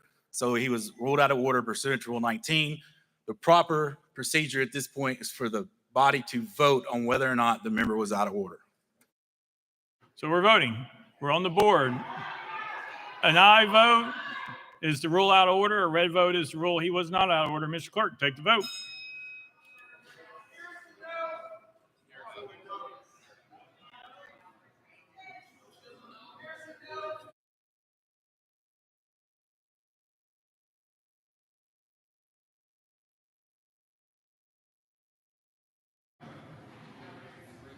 Mr. Clerk, take the vote.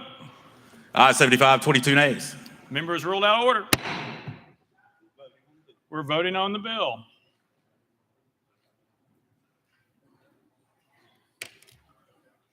All those in favor of House Bill 1605 as amended, vote aye when the bell rings. Those opposed, vote no. Has every member voted? Does any member wish to change their vote?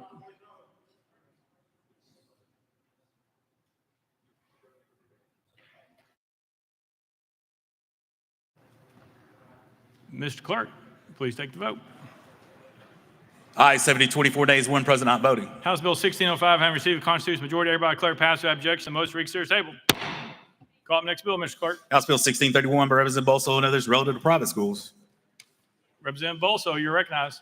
Thank you, Mr. Speaker. I move passage of House Bill 1631 on third and final consideration. Representative Bolso moves passage. Following secretary, Mr. Clerk, any amendments been filed? Mr. Speaker, no amendments filed. Representative Bolso, you're recognized. Thank you, Mr. Speaker.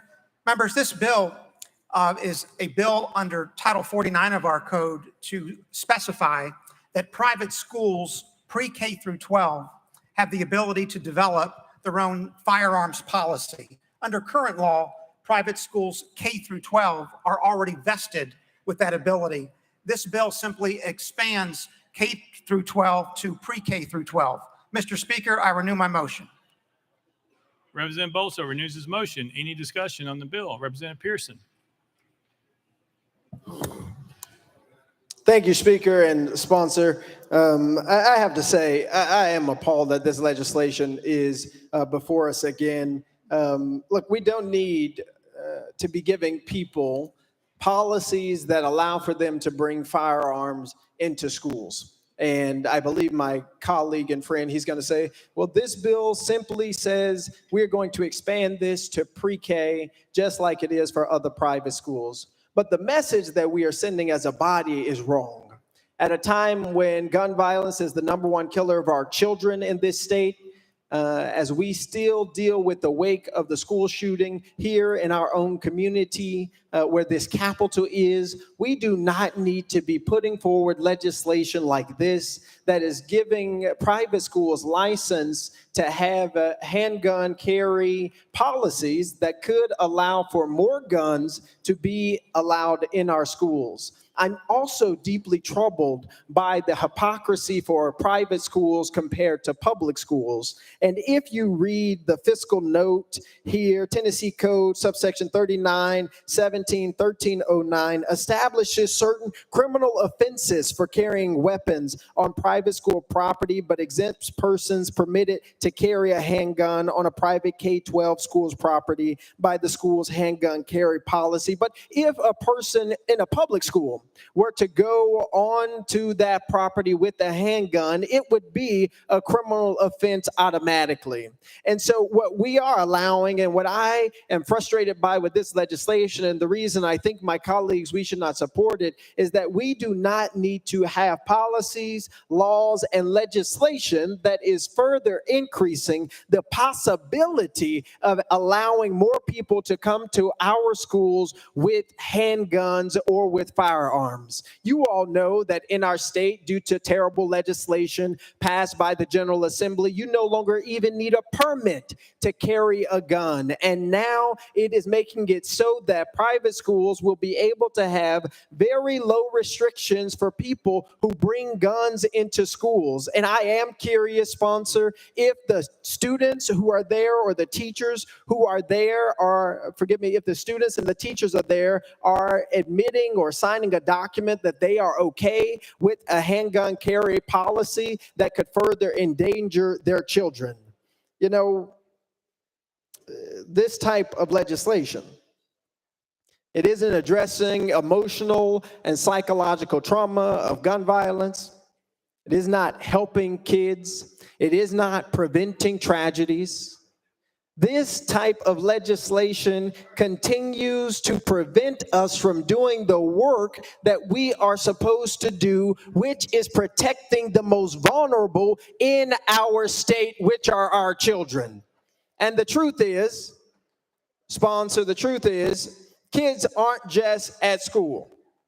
We've got to be holistic in how we approach this problem of gun violence. Because nearly every day in my district, in our community, we are dealing with the ramifications of legislation that does not address the root causes of problems. And instead, we hear, as I'm sure we will, that this is just administrative. It's a very small change. When what we really need to be focusing on and prioritizing and working on and coming to the well about are big issues that resolve the gun violence epidemic in the state of Tennessee. That's what we need to be doing, not allowing private schools to have handgun carry permit policies that could, in effect, lead to more people going into schools with our children with weapons.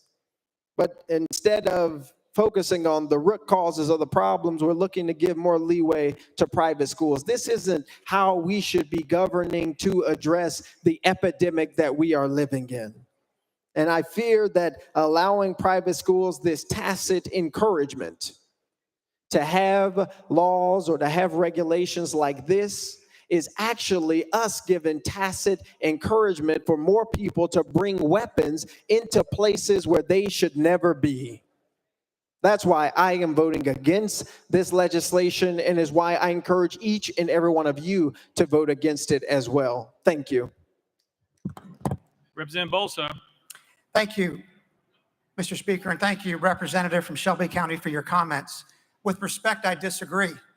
In my view, all of our children in public school or private school deserve to be protected, and that includes having an armed response at the school. You know, when you look at the RAND Corporation's study from February of 2023, it revealed that from 1950 to the present, that is, to the present when the study was issued, 94% of mass shootings occurred in gun-free zones, which is what the representative is advocating. The most dangerous place to be in Tennessee or in any other state in this country is in a gun-free zone. And in my view, if private schools want to have an armed response at the school to protect children, they should have that ability. Was that? All right. Representative Whitson. Thank you, Mr. Speaker. Sponsor Yield. Representative Bolso. Yes. And under current law, private schools K through 12 can have an equivalent of an SRO, correct? Representative Bolso. Thank you, Mr. Speaker. Yes. Representative Whitson. Excuse me. And this legislation merely extends that to if they have a pre-K 212 to have that same SRO there, correct? Representative Bolso. Thank you, Mr. Speaker. Indeed, that is correct. And this very same language was passed by this body in the special session during August of last year. Representative Whitson. Thank you, Mr. Speaker. Thank you for this legislation. Representative Warner. Thank you, Mr. Speaker. I move previous question. Previous question being called. Is there objection? There's objection. We're voting on previous question. All those in favor vote aye when the bell rings. Those opposed vote no. Has every member voted? Does any member wish to change their vote?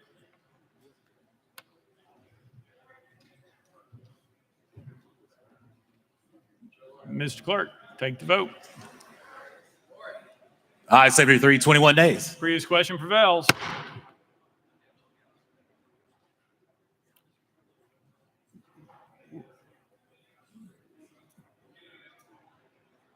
We're voting. All those in favor of House Bill 1631, vote aye when the bell rings. Those opposed, vote no. Has every member voted? Does any member wish to change their vote?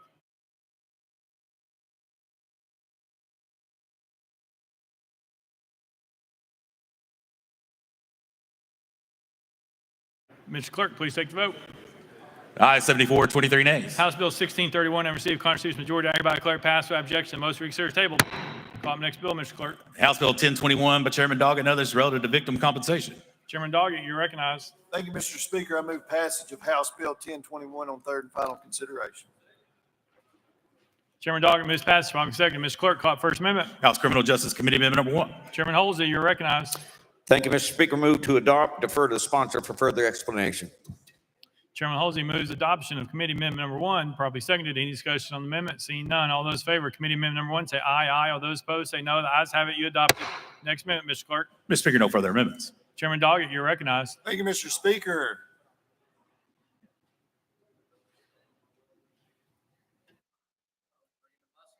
That's right. There we go. Thank you, Mr. Speaker.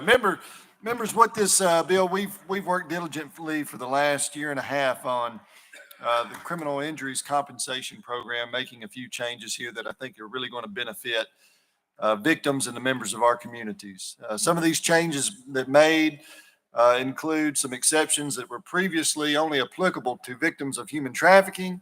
We've expanded the documentation that can be used to demonstrate that a crime has occurred, expanded the reimbursement of mental health counseling services in the case of a victim's death to include persons who reside with the victim, whereas currently it is only family members only. And then the current requirements state that victims must report a crime within 48 hours. We're extending that to 15 days. And with that, I renew my motion. Chairman Doggett renews his motion. Any discussion on the bill? Seeing none. Any objection to the question? Seeing none. All those in favor of House Bill 1021 as amended, vote aye when the bell rings. Those opposed, vote no. Has every member voted? Does any member wish to change their vote?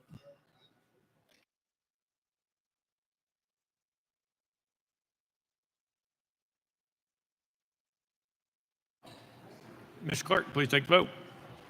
Ayes 95, no nays. House Bill 1021 and received constitutional majority. Everybody declare passed without objection. Most reconsidered table. Call up next bill, Mr. Clerk. House Bill 2685 by Chairman Doggett and others relative to county legislative bodies. Chairman Doggett, you're recognized. Thank you, Mr. Speaker. I move passage of House Bill 2685 on third and final consideration. Chairman Doggett moves passage. Following second. Mr. Clerk, any amendments been filed? Mr. Speaker, no amendments filed. Chairman Doggett, you're recognized. Thank you, Mr. Speaker. What we are doing is revising the process for which members of a county legislative body can challenge a vote if they believe a conflict of interest exists that was not disclosed. Also allows public in attendance to be asked if they believe a conflict of interest exists that was not disclosed as well, and provides a mechanism for that. With that, I renew my motion. Chairman Doggett renews his motion. Any discussion on the bill? Seeing none. Any objection to the question? Seeing none. All those in favor of House Bill 2685, vote aye when the bell rings. Those opposed, vote no. Has every member voted? Does any member wish to change their vote?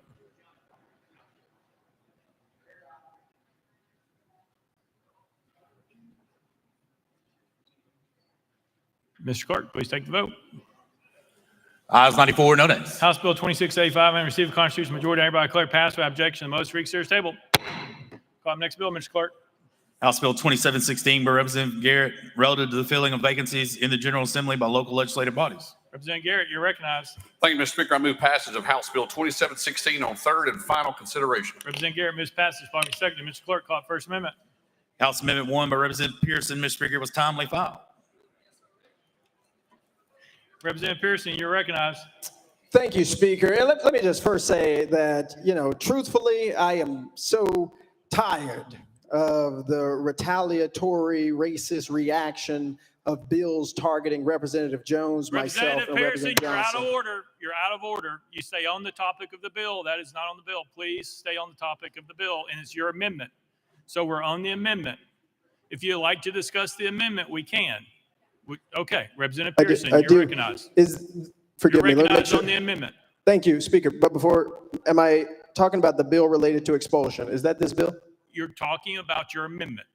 Please talk about your amendment. Yes, sir. Just want to make sure that we're talking about the amendment to the bill related to expulsions. Please talk about your amendment last time. Representative Pearson. As I understand it, Speaker, my amendment is related to the expulsion of members.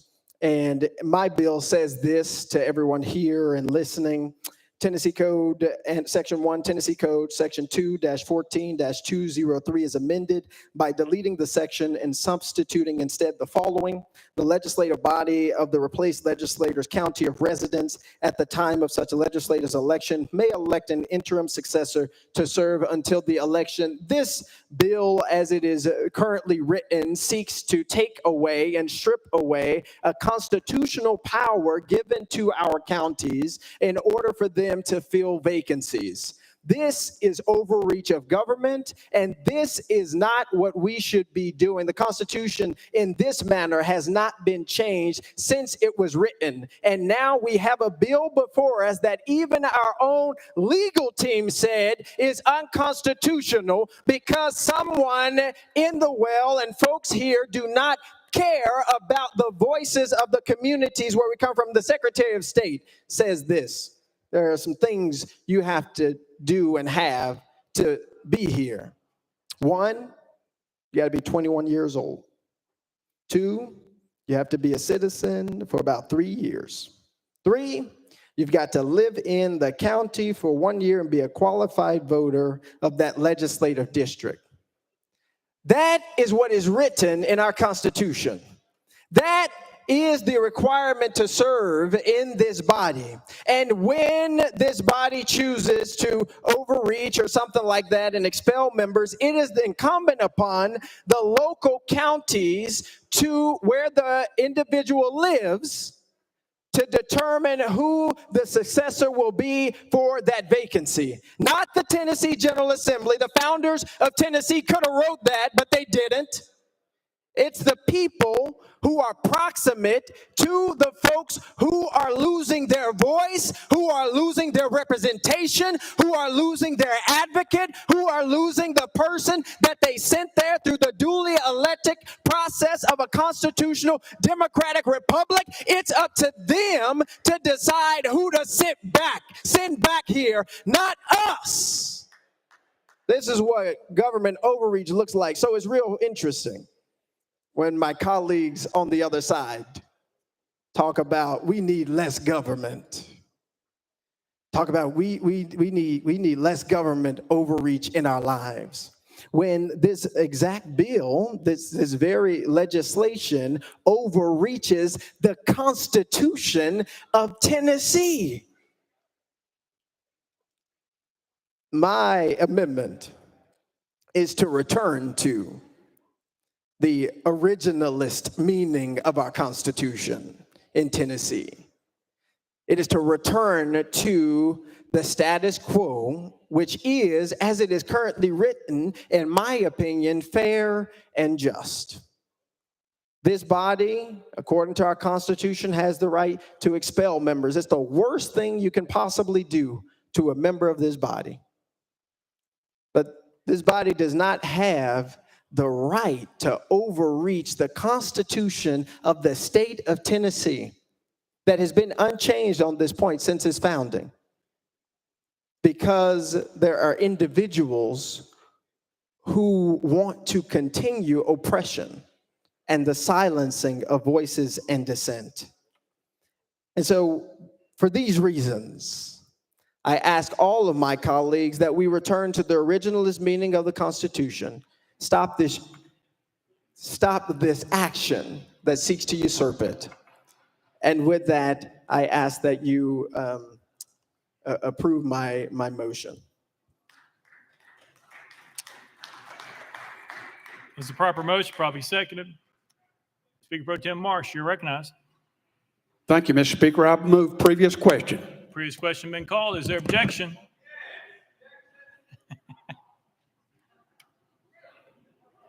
Is previous question on the amendment?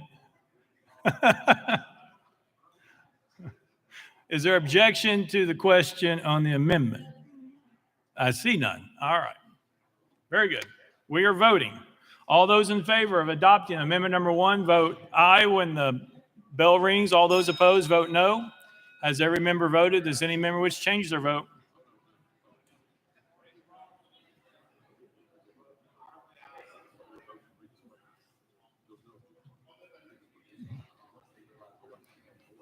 Mr. Clerk, take the vote. Ayes 23, 72 nays. Amendment number 1 fails. Call up next amendment, Mr. Clerk. House Amendment 2 by Representative Pearson. Mr. Speaker, it was timely filed. Representative Pearson, you're recognized.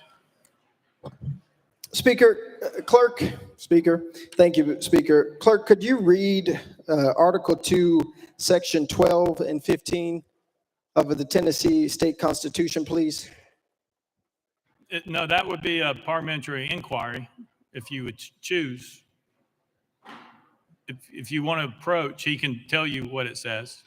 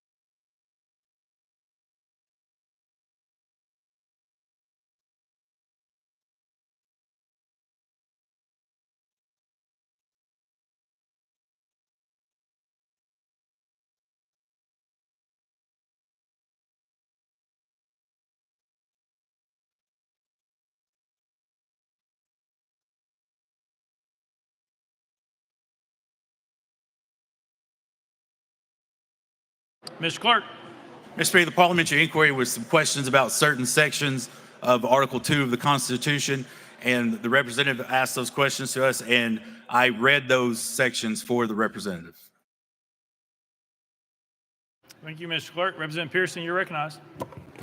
Thank you, Clerk. Thank you, Speaker, and both leaders for the help in understanding that. And as it currently stands, according to the Constitution, is a person who is going to serve has to be a qualified voter that lives in the district that they are seeking to then represent. This is what this amendment does, because I believe it is so important that we have clarity about what should qualify for a person to not be able to serve in this body as a member of this body.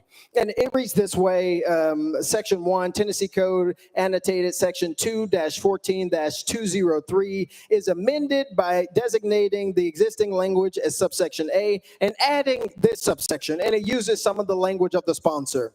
Upon local approval, if a local legislative body proceeds to elect a successor to fill a vacant seat of a member of either house of the General Assembly, and the vacancy was created due to the expulsion of a member for what?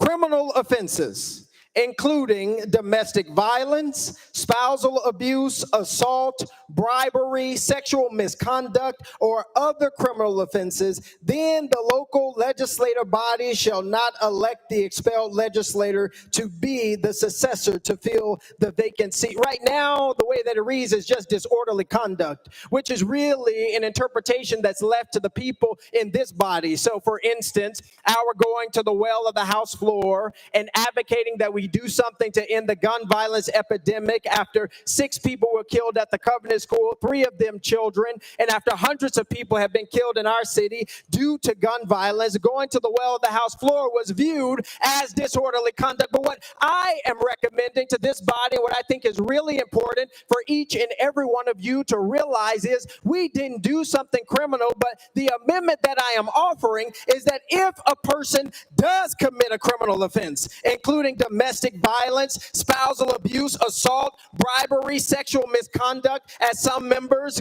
some who aren't even here anymore, who are from the other side of the aisle, or other criminal offenses, then that person would not be allowed to be able to serve here. But because we protested, because we lifted the voices of our community, because we said we have to listen to the 7,000 people who marched here, Representative Jones and I were expelled, Representative Johnson nearly so, but we didn't commit any criminal offense. Whereas the folks most recently expelled from the Tennessee House of Representatives, they did commit criminal offenses. They did commit bribery. They did commit sexual misconduct. They did criminal acts. Those are the types of folks who should not serve in this body. But people who advocate to lift up the voices of their community and meet the constitutional requirements, sponsor, not the requirements of people who want to turn this into some sort of country club, but meet the constitutional requirements to serve, deserve the opportunity to serve. And taking away the voice of counties and those who are in elected positions in counties to fill vacancies is not only government overreach, it is the silencing of communities and the silencing of the voices of people who already struggle to be heard in institutions like this one. And so I ask all of my colleagues to go and read, as the parliamentarian did, the Tennessee State Constitution. It's very clear on what the qualifications are to serve. It is very clear on what the process is for someone who is expelled. This legislation seeks to subvert the Tennessee State Constitution. That's what it's doing. We should not pass an unconstitutional law knowingly, because the reason it is being passed, it isn't about justice. It is about separation. It is about division. It is about using the tools of power to silence and abuse those in marginalized communities like ours. With that, I move adoption.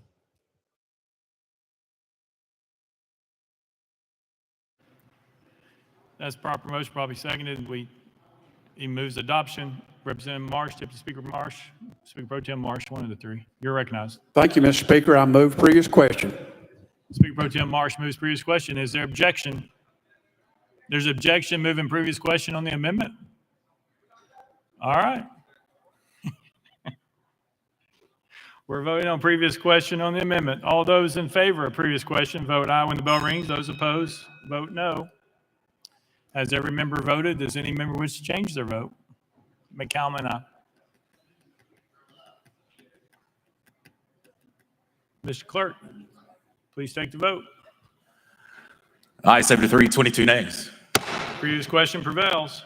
We are voting on amendment number 2. All those in favor, vote aye when the bell rings. All those opposed, vote no.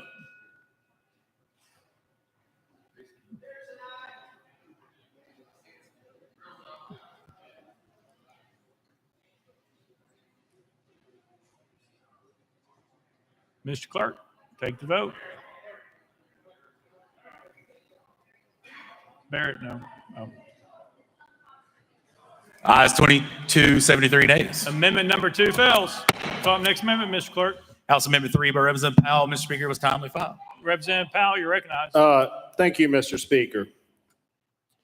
So I sat in the State Government Committee where this bill came through. Had questions to ask the sponsor. My colleague from Davidson County was able to ask questions to legal. And the answers that we heard pretty much reaffirmed what we already knew, which is part of what my colleague from Shelby County has already addressed in his amendment, which is that this piece of legislation is unconstitutional. But I recognize that even the constitutionality of a bill might not stop its passage, unfortunately, in this body. And this seems to be a habitual problem of seeing bills that are unconstitutional.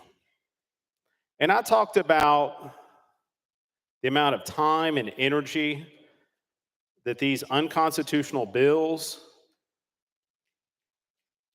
take and burden my city, who's been targeted by unconstitutional bills time and time again. And so I want to remedy that problem. So very simply, if a legislative body in that county cannot appoint the member who was just expelled, then surely we wouldn't want that body to appoint a member who continues or has previously passed laws that our court system has deemed unconstitutional, or are in the court system right now. Thank goodness, many of these, even the AG, who likes to take on a lot of cases that I disagree with, some of these, even he's decided they're so bad, he's not going to pursue them. But I am sick and tired of seeing my community picked on and bullied. And so if you're going to sit around and come up with laws that are unconstitutional, that target my city and my community, then I don't think you deserve to be appointed back up here. So that is the point of my amendment. To make it so that members that have passed unconstitutional laws won't be reappointed in this vacancy. And so we know right here, this exact bill, it's unconstitutional. We heard that in committee. The Constitution is clear on this issue. If somebody wants to bring something to fix this situation, then I think the proper course of action would be a constitutional amendment. And I think actually someone's trying to do that. I disagree with that. But at least they are respecting the Constitution.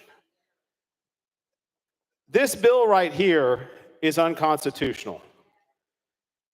And my community is sick and tired of being bullied and pushed around by people who don't respect our Constitution.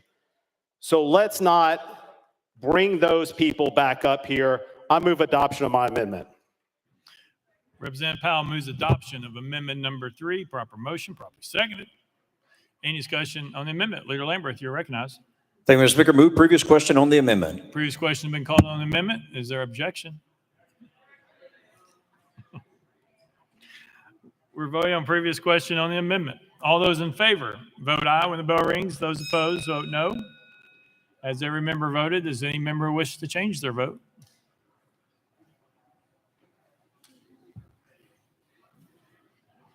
Ms. Clerk, take the vote.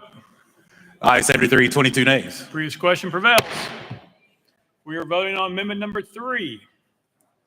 All those in favor, vote aye when the bell rings. Those opposed, vote no. Has every member voted? Does any member wish to change their vote?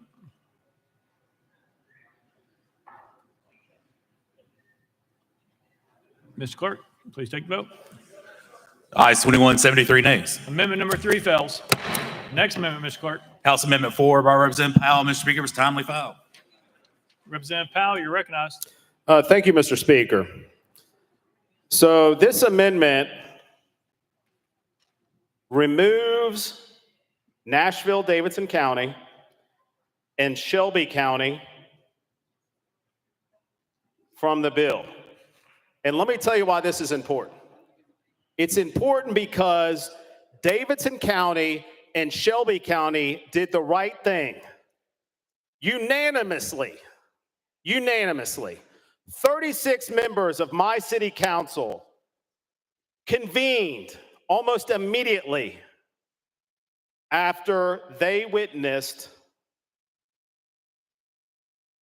the expulsion, because they know that that expulsion was unjustified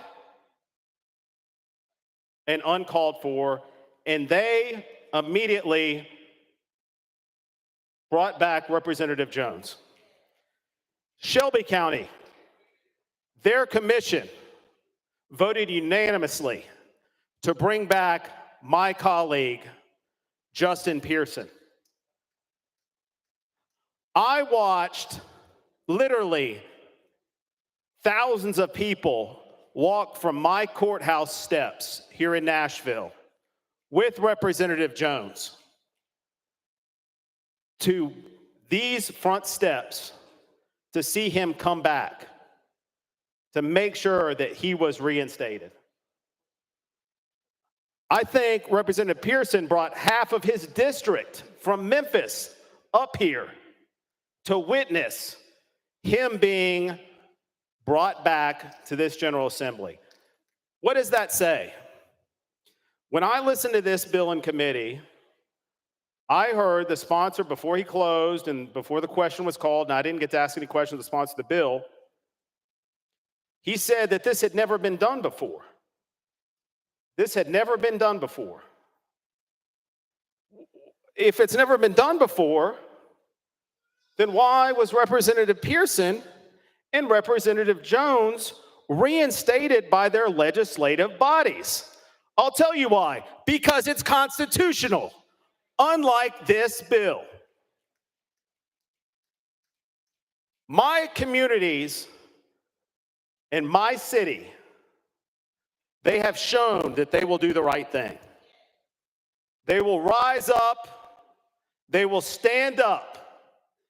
No matter how much bullying you try to take, no matter how much you try to cut them in half, they will stand up and fight for justice. Shelby County proudly stood up for justice and reinstated Representative Pearson. So let's be clear, this has been done.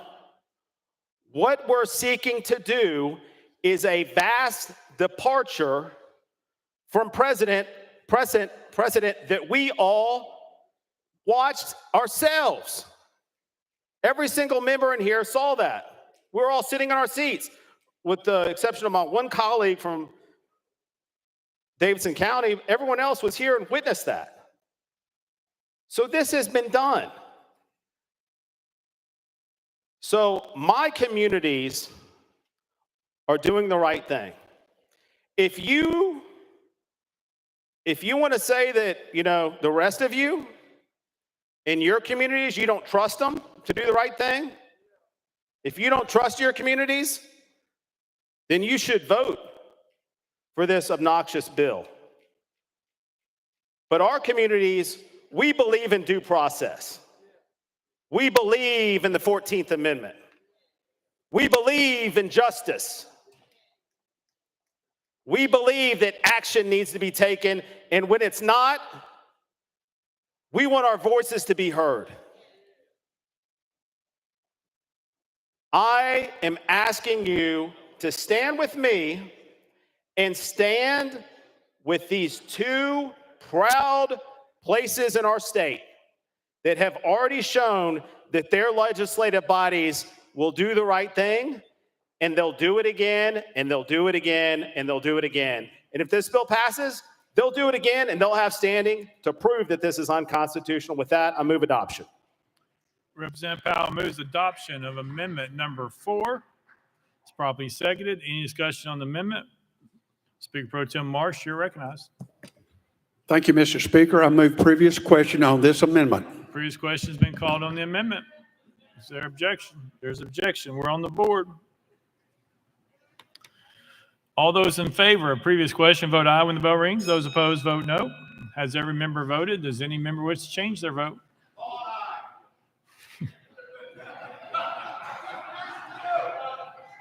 Mr. Clerk, please take the vote. Aye, 72, 22 nays. Previous question prevails. We are voting on amendment number 4. All those in favor vote aye when the bell rings. Those opposed vote no. Has every member voted? Does any member wish to change their vote?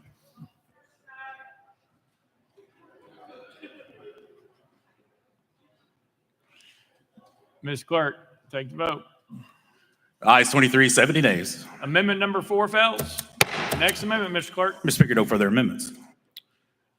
Representative Garrett, you're recognized. Thank you, Mr. Speaker. Members, you heard a lot that just simply doesn't apply to this particular legislation, and let me explain. House Bill 276 is fairly simple. Article 2, Section 12 of our Tennessee State Constitution gives this House, gives the Senate the power to punish its members by disorderly behavior. We're the ones that decide that, right? So when that happens, under Article 2, Section 15, there is language there that deals with vacancy. Twice in those two provisions, it talks about how someone can succeed themselves. Yes, it does say their local county government can reappoint when they succeed themselves. But further, if you read the paragraphs further under Article 2, Section 15, there's wording that says the replaced legislator. I don't know in any form, definition, interpretation of a replaced legislator, can you replace yourself? Now, there's been a lot of talk about this being an unconstitutional piece of legislation because the committee opined that there may be some questions regarding this particular piece of legislation. Did not say it was unconstitutional, but here's the reason. If you go back and look at the proceeding, the lawyer said for the committee, our legislative staffer, said that we succeed ourselves by an election. Those in the House, those in the Senate. Our speakers for both chambers succeed themselves. So there's some precedent that you can succeed yourself by election. No other place in the state's constitution does it say anything about succeeding yourself by an appointment. Now, whether you agree with what happened or not, last year, I can guarantee you that I probably don't speak for just myself when I say no one wanted to go through with that. No one comes here from their districts and believes that it's part of our job to expel members from this House or the Senate, to expel members from the Senate chamber. No one wants to do that. No one wants to do that. However, I believe that it's absolutely clear. The language is absolutely clear in Article 2, Section 15 of our Constitution, that the replaced legislator does not indicate the person that was just expelled. When our drafters intended to write this particular section, Article 2, Section 15, did they think that if there was conduct that rose to that level that this House would expel a member, that they could be right back appointed from that local governing body? The replaced legislator, as described in Article 2, Section 15 of the Constitution. So with that, Mr. Speaker, I believe this is absolute. I believe this is absolutely clear under the wording of Article 2, Section 15. I ask for your support. Therefore, I renew my motion. I'll be happy to take any questions. Representative Garrett renews his motion. Any discussion on the bill? Representative Hardaway, you're recognized. Thank you, Rep. Garrett. You're the first one I heard say he's willing to take questions. You're the first one I've gotten a chance to ask a question. And you answered some of them just now. However, I want to be clear. Are you saying that there are different qualifications for appointment versus elections? Representative Garrett. This piece of legislation doesn't address any type of qualifications on a reappointment whatsoever. Representative Hardaway. So help me understand then how you can forbid a body from reappointment, or the appointment rather, of an expelled legislator if that's not a qualification. How would you describe it? Representative Garrett. Representative Hardaway, I don't describe it. Our Constitution describes it. Representative Hardaway. Is that a qualification that the Constitution is describing? Representative Garrett. The Constitution describes what happens in a vacancy. That when someone here is either expelled, retires, resigns, or whatever the case that creates the vacancy, Article 2, Section 15 describes what happens after that. It has nothing to do with what that qualifications are. That's not part of this piece of legislation. Representative Hardaway. So the qualification of being the expelled legislator is not a qualification.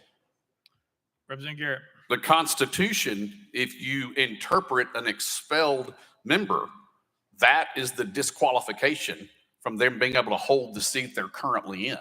And so our framers that drafted Article 2, Section 15 knew that that is a disqualification for office, so should be a disqualification for reappointment. And that is clearly in Article 2, Section 15, A and B. Representative Hardaway. Well, thank you for finally ceasing the semantics game. And we both agree that we're talking about qualifications here.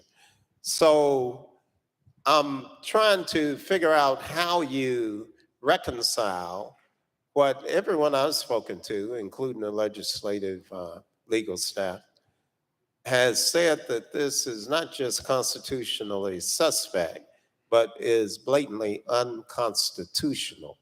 So I want to try to get an understanding from you as a lawyer. Why is it constitutional in your eyes? Representative Garrett.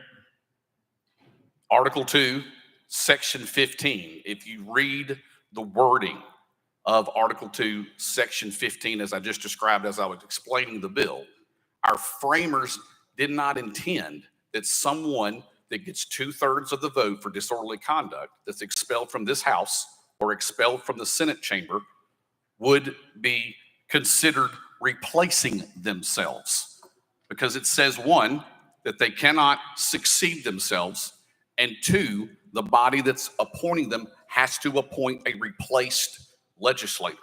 Those two things are in conflict and can't create one that would replace themselves under Article 2, Section 15 of the Tennessee State Constitution. So as a lawyer, I believe that this bill strengthens and clarifies what the intent of our framers drafted in Article 2, Section 15 about someone that's removed from the House cannot be reappointed. This does not affect whatsoever in a special election. If there's more than a year from the date of the regular election, they can be reelected. It does not affect someone that runs again that can come back here. It does not affect if you are a qualified person to run for office, which I believe, I'm not semantics up here. You're blending the word qualification to someone that's reappointed. This House, the Senate, this General Assembly has the authority under the Tennessee Constitution to determine that. And that's what this piece of legislation is doing. Representative Hardaway.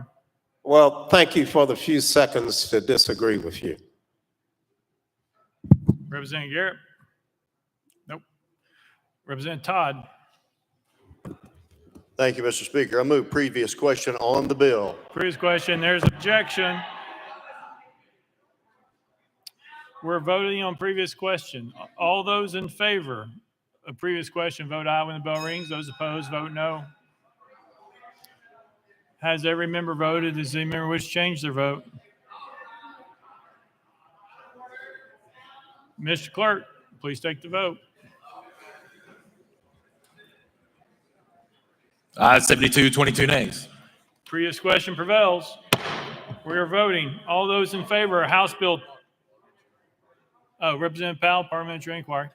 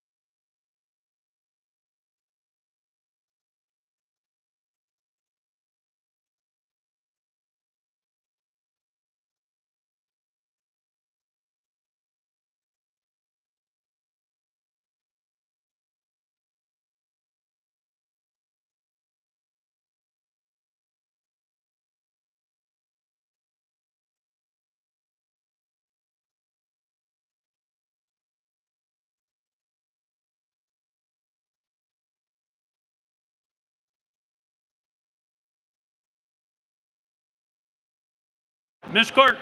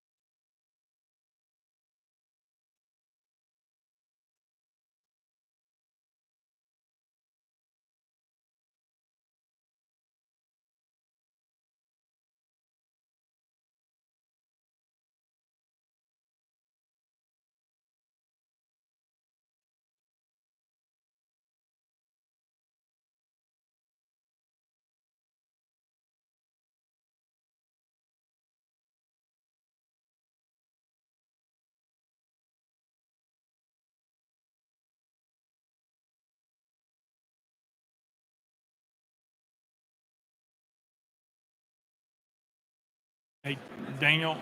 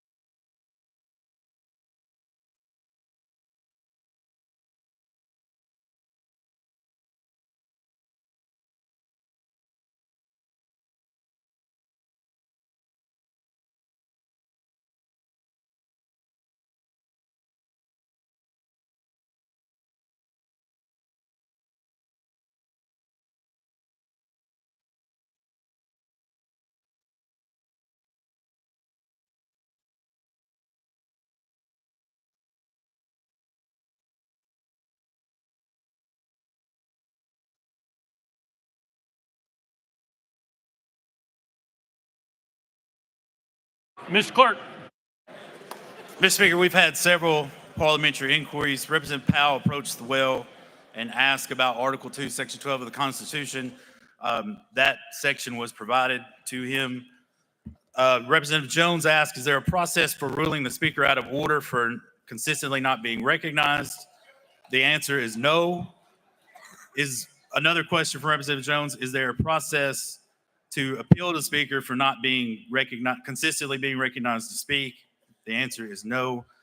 Is it, Representative Jones, is it proper to stand in the dais to be recognized?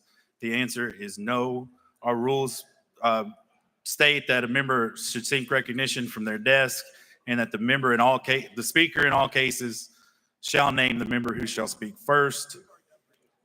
Do the rules guarantee a member a right to speak and represent their district when in debate? And the answer is no. Nothing in the rules guarantees a member a right to speak. All right, we're voting. All those, we already upheld previous question. All those in favor of House Bill 2716 as amended, vote aye when the bell rings. Those opposed, vote no. Has every member voted? Does any member wish to change their vote?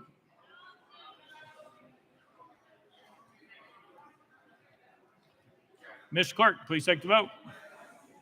Aye 69, 22 nays, 3 present, not voting. House Bill 2716 having received a constitutional majority, I hereby declare passed without objection. The motion reads here is tabled. Leader Lambert, you're recognized. Thank you, Mr. Speaker. I make a motion we take up item 16 at this time. Item 16 without objection. Mr. Trooper, please remove the people who are yelling. Thank you. Representative Slater, you're recognized. Thank you. Mr. Clerk, hang on. Mr. Clerk, Mr. next bill. That's item 16, House Joint Resolution 778 by Representative Slater. No, there's a resolution to designate February 24 as SCN2A Awareness Day in Tennessee. Representative Slater, you're recognized. Thank you, Mr. Speaker. I move adoption of SJR 778. Representative Slater moves adoption. Properly just seconded. Mr. Clerk, any amendment's been filed? Mr. Speaker, no amendment. Representative Slater, you're recognized. Thank you, Mr. Speaker. This resolution will make every February 24th SCN2A Awareness Day. And probably most of the members are like me. You've never heard of SCN2A. So let me just give you a little background of how this bill came to me and what SCN2A is. This came to me from one of our families in Sumner County, Chris and Rebecca Talbot. They have 3 children, William, Jamie, and then their son, Samuel. Samuel is 3 years old.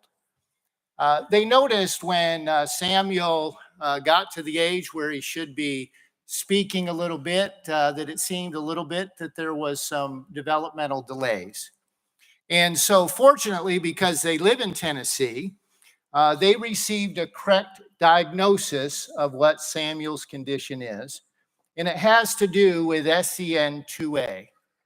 SCN2A is the gene that is often responsible for things like epilepsy. If there's an abnormality in this particular gene, SCN2A.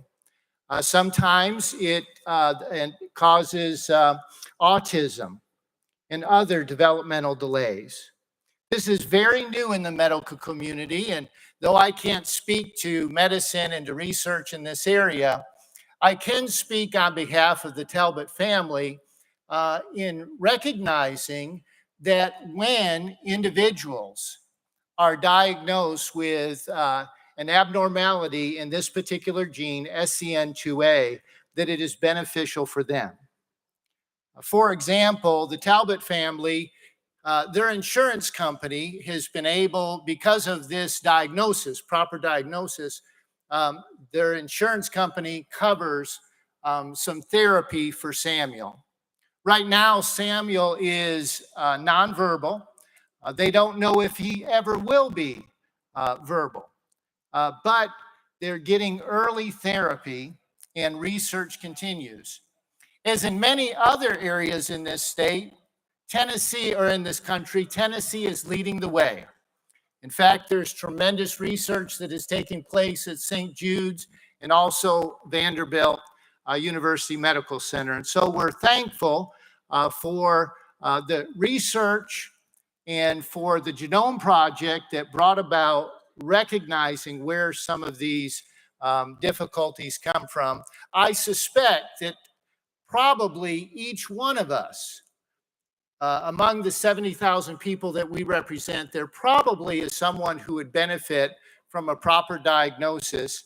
And so I bring this to you today and start to bring awareness to SCN2A. And with that, I would renew my motion and ask for your support. Representative Slater renews his motion. Any discussion on the bill? Representative Pearson. Call for previous question. Previous question been called. Is there objection? Just one. We're voting. All those in favor of House Joint Resolution 778 vote aye when the bell rings. Those opposed vote no. Has every member voted? Does any member wish to change their vote? Ms. Clerk, please take the vote. Ayes 97, no nays. House Joint Resolution 778, having received a constitutional majority, I hereby declare it adopted without objection. Most reconsider table. Representative Slater, you're recognized. Thank you, Mr. Speaker. And we're honored to have in the gallery this evening up here the Talbot family, including Samuel.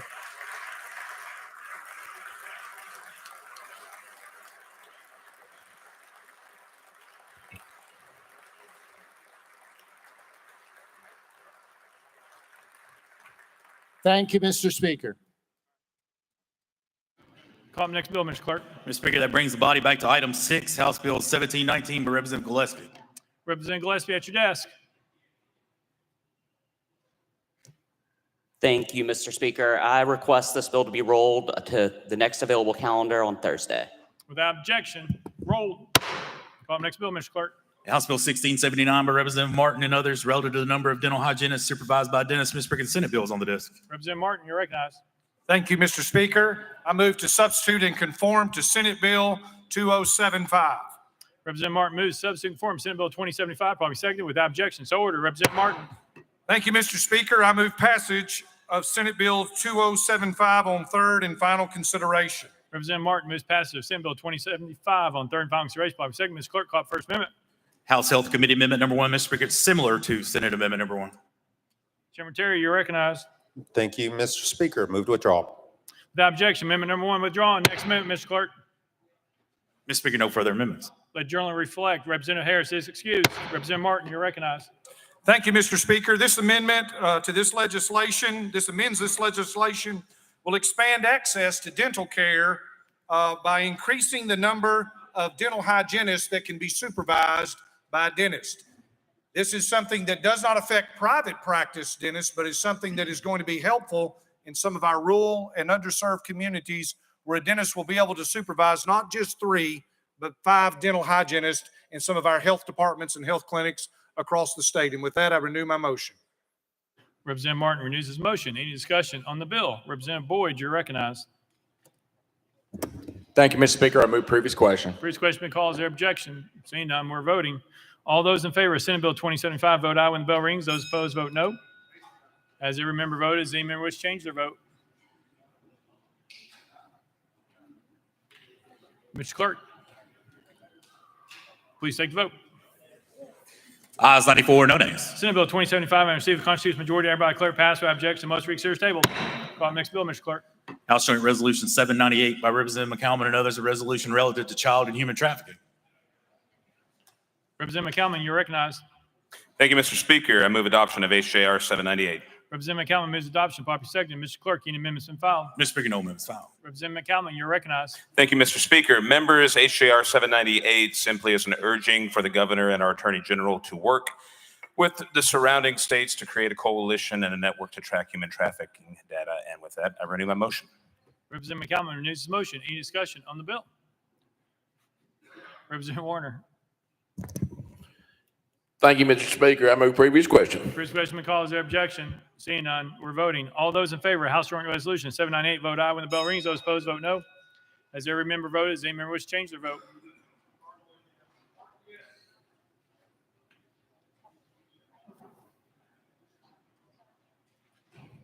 Ms. Clerk, please take the vote.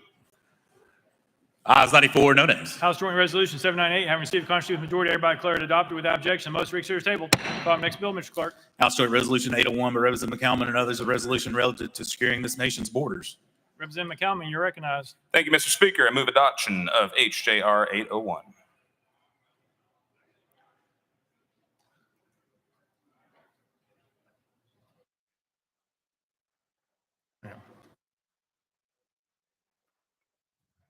Representative McCallum moves adoption. Properly seconded. Mr. Clerk, any amendments been filed? Mr. Speaker, no amendments filed. Representative McCallum, you're recognized. Thank you, Mr. Speaker. Members, 187 years ago, February 23rd, state of Texas began the Battle of the Alamo, where 30 Tennesseans fought, bled, and died defending the state of Texas's right to exist. This resolution simply urges the federal government to do what it can and everything within its power to secure the border. It commends Governor Abbott for taking a stand where the federal government would not, and it commends Governor Lee for its previous support in Texas, and urges continued support until our borders are secure. And with that, I renew my motion. Representative McCallum renews his motion. Any discussion on the bill? Representative Mitchell.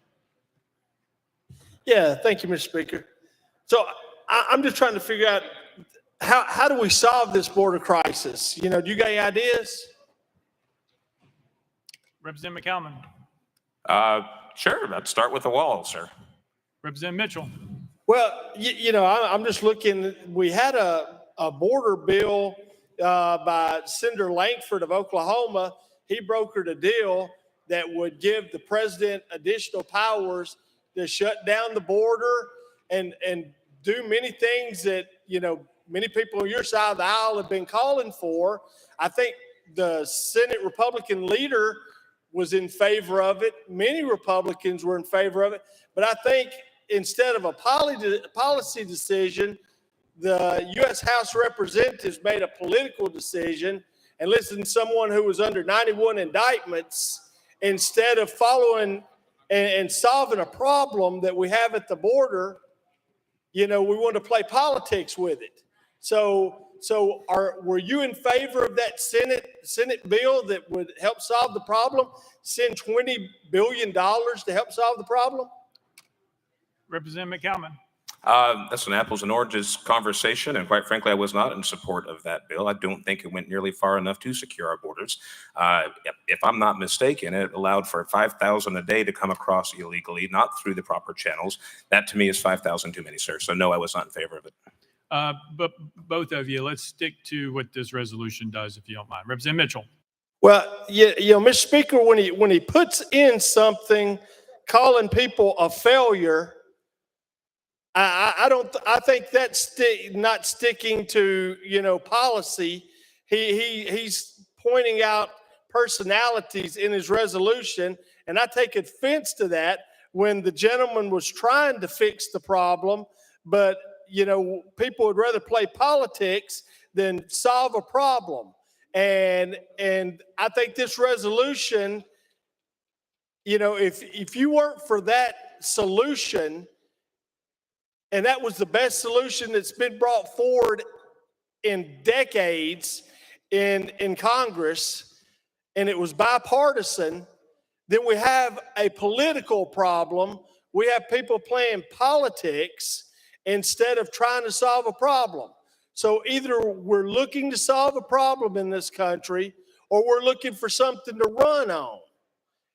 But I think there was many members of the United States Senate on both sides of the aisle that wanted to solve a problem and wanted to fix something instead of having something to put on a commercial or on a bumper sticker. Let's fix things, let's do things. And I think like tonight, here in this house, I wish we would have done something to fix things or do something to help Tennesseans, but we're taking up stuff like this, or taking up stuff to single people out, or taking up stuff to take rights away from cities and counties knowing it's unconstitutional. So either we're here to fix problems or we're here to play politics, and this resolution is playing politics. Representative McCallum. Thank you for your comments, sir. I renew my motion. Renews the motion. Representative Zachary, you're recognized. Goodness. Well, Mr. Speaker, thank you. Sponsor, thank you for bringing the legislation. Mr. Speaker, members, I think, again, it's important, as we do with many bills, to stick to the facts. And I have some facts here from the Homeland Security that I got from Congressman Green, was kind enough to send me these facts. Under President Trump in 4 years, there were 3,004,925 border encounters. Currently, under the Biden administration, 3 years in, the total border encounters have reached 8.9 million. December was the worst month for illegal crossings on record. In December of 23, 19 people on the terror watch list were stopped at the border. That's more than all of 2020 combined. At the northern border, which we have a tendency to forget, illegal border crossings have increased 107% in the last 2 years. And finally, Mr. Speaker, fentanyl seizures have increased over the last 2 years by 68%. Here's the reality of the situation. Congress, both parties have failed our country. Article 1, Section 4, the Constitution gives rules of naturalization to Congress. Congress has failed us. That's one of the reasons we're in the position where we have a resolution urging the federal government to fix the problem, because we have administrations with executive orders fixing the issue. Now, under the Biden administration, they repealed roughly 15 of President Trump's executive orders, which have led to this crisis. It's also important to point out that under the House, the Republican-led House, H.R. 2 passed, and the Senate refuses to take it up. There was a poorly drafted bill that would codify illegal immigration, take away Article 1, Section 4 rights from Congress, and give those to the president, that fortunately Republicans in the Senate stood against. So, sponsor, thank you for bringing this legislation. It is needed because, unfortunately, we're in the position where we're relying on whoever president is in power to fix an issue because Congress refuses to act. So thank you for bringing the legislation. Representative McCalmont? Good. Representative Pearson? Thank you, Speaker. This was rushed through our committee, State Government Committee, sort of toward the tail end, but I'll start where I ended there.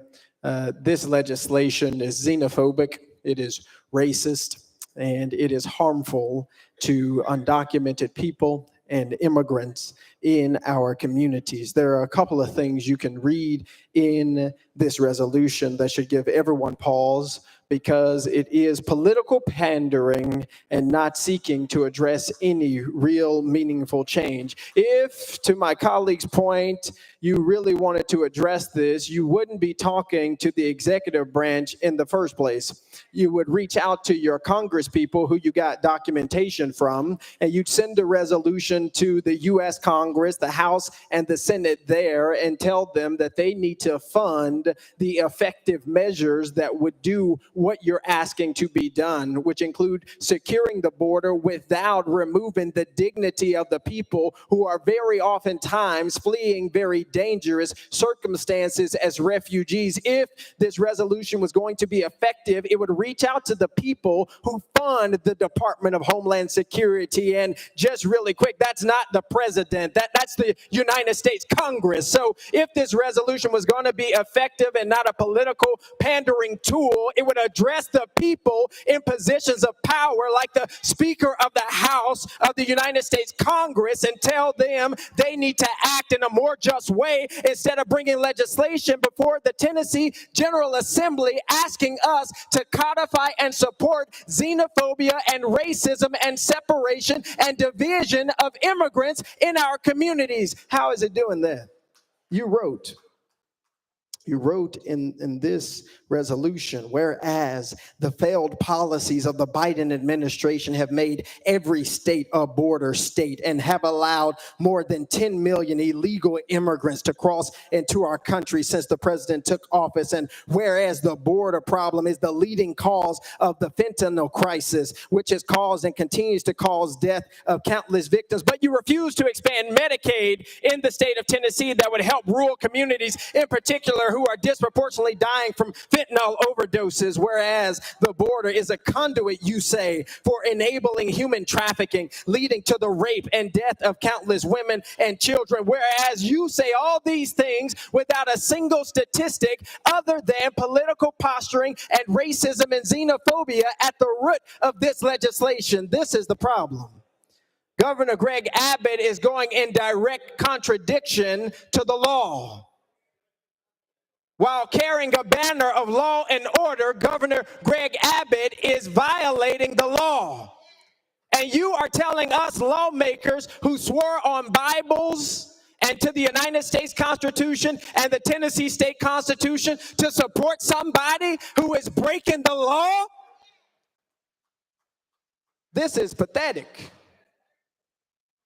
It is not just a waste of our time, it is a pathetic use of our time. And it is a disgusting use of our time because, sponsor, what I fear you and some of my colleagues are doing is fomenting a cultural war of division to other people, to separate people who are migrants and immigrants for people who are citizens. What I fear you all are doing with legislation like this and toxic language like calling human beings illegal is doing nothing but continuing the very harmful and devastating policies and legislation and ideology that lead to harm of the most marginalized. We need to urge the federal government to do something to help make sure that people who come to our borders are safe, to ensure that there's a pathway to citizenship, to ensure that we do everything possible to make sure families aren't separated, because somebody mentioned the previous president, and forgot about all the children who were separated from their parents who will never see them again. We cannot continue to pass legislation and to put forward these kinds of resolutions that do nothing but foment hatred and bigotry and division, instead of saying, what can we do to be of service?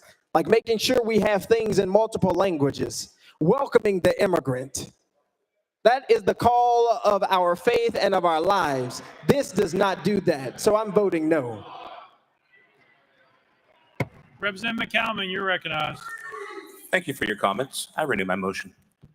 Representative McKenzie. Thank you, Mr. Chair and Mr. Speaker. Why does this resolution single out Texas and not any of the other bordering states? Representative McCalman. Representative, that's strictly because the state of Texas is the only one that seems to want to do anything about the border, sir. Representative McKenzie. I don't think that's backed up with facts. I think the other states have a lot of things in place. I think the border with the great state of California, like it or not, is not one of the main sources. I think there's a reason that you're focusing on Texas, and that reason is political. And that's not the way we not in a border state should act. If we have an issue, you say we have an issue at our borders, and I agree. Don't make it partisan by singling out one governor who's sending folks all over the country. Don't single out that one. If we have a problem, Representative, if we in fact have a problem, let's deal with the problem in a bipartisan way. If California is doing something good, you should say that in this resolution. If that's not the source that's bringing all the death and mayhem that you're talking about, then you should say that. So again, I ask you, why are you bringing this bill at this time and singling out one state when we have a huge border with Mexico? Representative McCallan. Thank you, Speaker. A couple of reasons. Texas has the largest portion of border in our southern border. This resolution doesn't urge the federal government to secure just the Texas border. It simply mentions the border as a whole. The commendation to the state of Texas is the steps that they've taken to do. I am unaware of anything that the state of Arizona, New Mexico, or the state of California has done to make any meaningful progress at the border. Had they done that, might I have considered a commendation to them too? I don't know, can't speak to it because they haven't done it. So from the standpoint of why this legislation is important. Again, I believe that we should be standing with the state of Texas to make up for the failings of the current administration right now, and the federal government as a whole. To my colleague from East Tennessee's point, Congress has failed us too. So I would agree, and I would welcome a bipartisan deal that actually does something meaningful at the border. But that has not been the case to what I've been able to observe, sir. Thank you. Representative McKenzie. Thank you. There was a bipartisan piece of legislation, but unlike this body, that's not a supermajority where the minority voices don't get heard, they're kind of equal. They get to actually dialogue and come to an agreement. And what I heard you say was it didn't go far enough, so kill it. I don't want to support the Senate amendment because it doesn't get 100% of what you want. And that's the problem with this body. In this majority, we are in a bad situation to where you think your voice is the only one that you can and should listen to. This is a compromise. This is an iterative process. We iterate and we get to where we're going in steps. No one is a supermajority in DC, and that, quite frankly, is a good thing. So we had a good piece of legislation that you sat here and said you do not support, that deals with the entire border, that deals with the ills that affect our great country. But because it's not 100% of what you want today or ever, you can't support it. So again, I ask you, why don't you support compromise, and why are you bringing this piece of legislation, which is purely partisan? You never came to anyone on my side of the aisle to have a conversation about a bipartisan resolution. Why is that? Representative McCalman. Thank you, Speaker. Representative McKenzie, as I've mentioned, I would support anything that was meaningful to actually do something to secure our southern border, Texas, California, Arizona, New Mexico, all of it. In my opinion, yes, my one voice, and it is no greater than your one voice, and I can certainly appreciate that you and I disagree on this issue, and that's your prerogative. But I felt that this was an important piece to bring before this body, and to echo again that Tennessee will stand with Texas. So thank you for your comments, sir. Representative Jones. First time being called, thank you.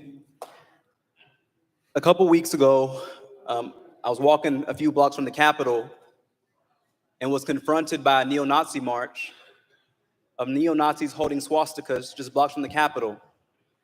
And what they were chanting is related to this bill. They were chanting, "Save the white man, deport all Mexicans. Save the white man, deport all Mexicans." That's what these neo-Nazis were chanting. When I see this resolution, I see a political megaphone being given to those neo-Nazis and white supremacist groups who are afraid that America is changing, that it's becoming more diverse, more multiracial. And just last week, we passed a resolution saying that we are a state that loves our neighbors. If you love your neighbor, you don't build razor wire to keep them out. If you love your neighbor, you don't put them in camps and separate them from their children. And to the sponsor, I think it is so inconsistent for you to stand here and offer this resolution, because when I hear the name McCalman, I don't hear a Cherokee name. I don't hear a Choctaw name. I don't hear a Yuchi name or a Shawnee name. I hear a European name, which means your people came from somewhere. Now imagine if they were met with a wall instead of the Statue of Liberty. Imagine if they were met with razor wire instead of welcome. But instead, we have people here who forgot that they too were once immigrants, that their ancestors, unless you are Cherokee, Choctaw, Shawnee, Yuchi, you're not from Tennessee. You're not indigenous here. And so I ask my colleagues to put away this resolution and pick up a mirror and remember where you are from. Exodus says you are not supposed to oppress the foreigner or the widow or the orphan, for you were once foreigners in the land of Egypt. And yet here we are today inciting white supremacists, neo-Nazis to come and say, welcome to our state. We're going to say the same exact thing that you say. We're going to do the exact same thing that you do and target immigrants and marginalized communities. And then we question why neo-Nazis are marching outside the Capitol. Let's remember that this body, that words and rhetoric have consequences. Let's remember that what we're doing in this body is sending out a welcome mat to white supremacists and white nationalists and neo-Nazis to come to Tennessee. Because if they hear the same exact thing from the sponsor of this bill that they're saying, they say, well, maybe this is the state we should come to. But I know this, is that one day people will look on what we're voting on here, everything we voted on, and say we were on the wrong side of history as a body. That this bill is about deflection and deception and distraction. This bill is not about keeping anyone safe. This bill is about beating up on vulnerable people who are migrating, who are refugees, who are seeking asylum, which is a human right. And so I ask my colleagues, Representative McCalman, think about your ancestors. Where are they from? How did they get to Tennessee? And imagine if they were met with the same vitriol that you're putting in this resolution. Imagine if they were called illegal immigrants when they were really children of God. No one is illegal on stolen land. That wall you want to build is crossing indigenous land. That wall, those arbitrary borders you want to build is crossing indigenous land. Some of the folks coming across the border are indigenous folks just trying to reunite with their relatives and family. And so once again, we stand on this floor offering no solutions, offering nothing of substance, but just offering fear-mongering and hate. And that poison has poisoned the body of our politics. That poison, that red meat of racism that we're feeding these white supremacist groups. It'll be no wonder when the next neo-Nazi march will come. Some may argue that this is a neo-Nazi rally happening every time we convene in this body. But what we have to call attention to, There's objection. Who was the one that shouted objection? Representative Zachary. No, they said objection. I did. Representative Zachary. Mr. Speaker, I object to the vile things that were coming out of the representative's mouth. He literally disparaged the entire body and the entire body, both parties. Mr. Clerk.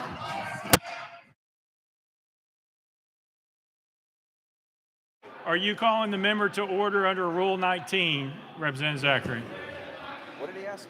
I'm sorry, Speaker. Are you calling the member to order under Rule 19? Yes, calling the member to Rule 19. Yes, sir. All right. Is there objection? All right, we're voting. He was ruled out of order, Rule 19.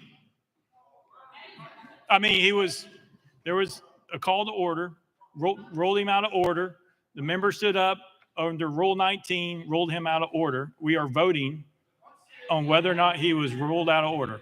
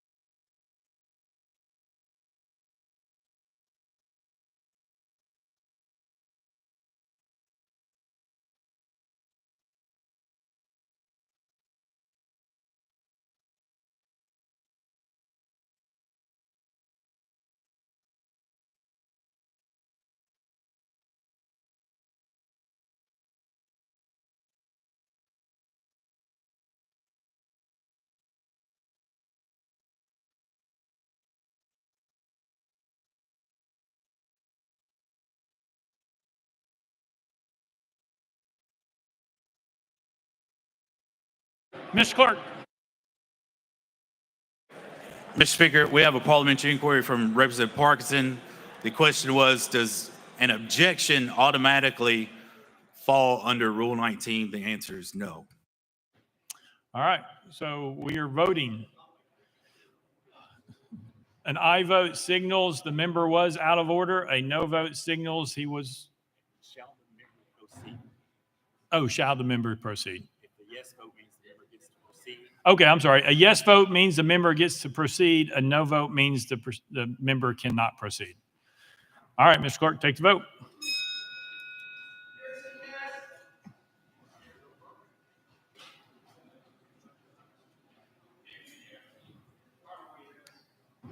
Mr. Clerk, take the vote.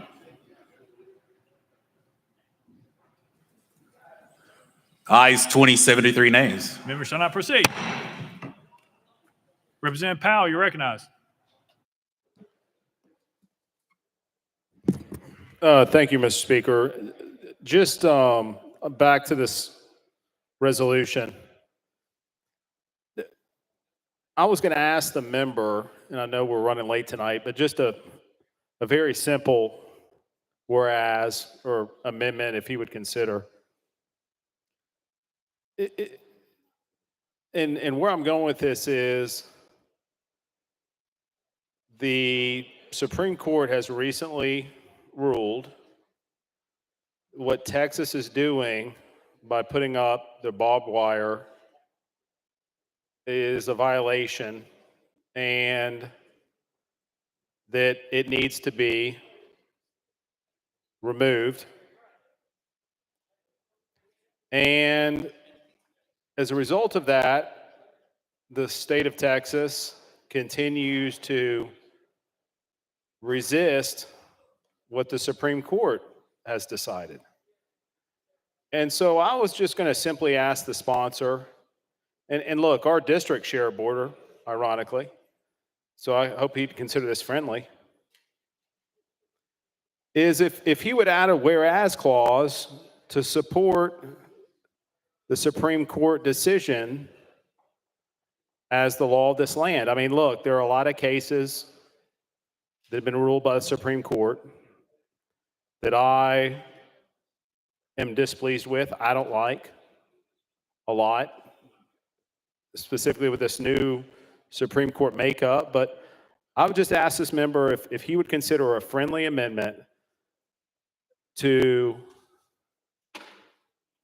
say that the state of Texas should abide by the decision of the Supreme Court. Representative Calvin. Thank you, Speaker. Representative Powell, the Supreme Court decision, all it said was that the federal government can cut the razor wire. It didn't say Texas couldn't keep putting it up. That case is still under review. So kindly and respectfully, the answer to your question would be no. Representative Powell. Okay, so if they are cutting the wire and Texas is going back and putting up more wire, then I guess, would you be open to an amendment that just simply said that if a Supreme Court has ruled that, made a ruling, then a state should not go back and place more of that wire after the Supreme Court's already said that the federal government can cut that down? I mean, basically what they're doing here is, would you not agree, disobeying the ruling of the Supreme Court and the actions of the federal government? Representative McCalman. Thank you, Speaker. No, sir, I would not. They didn't say that the state of Texas can't put it up. They just said that the federal government could cut it down. I mean, I'd make the argument what the federal government is doing right now is wasting taxpayer dollars, cutting said wire, and it's an exercise in futility. So again, respectfully and kindly, no, sir, I would not. Representative Powell. Okay, so if it's an exercise in futility, putting up the wire, then I'm curious as to why you think Texas should be doing it. But it seems pretty obvious to me. I mean, this is just a friendly amendment.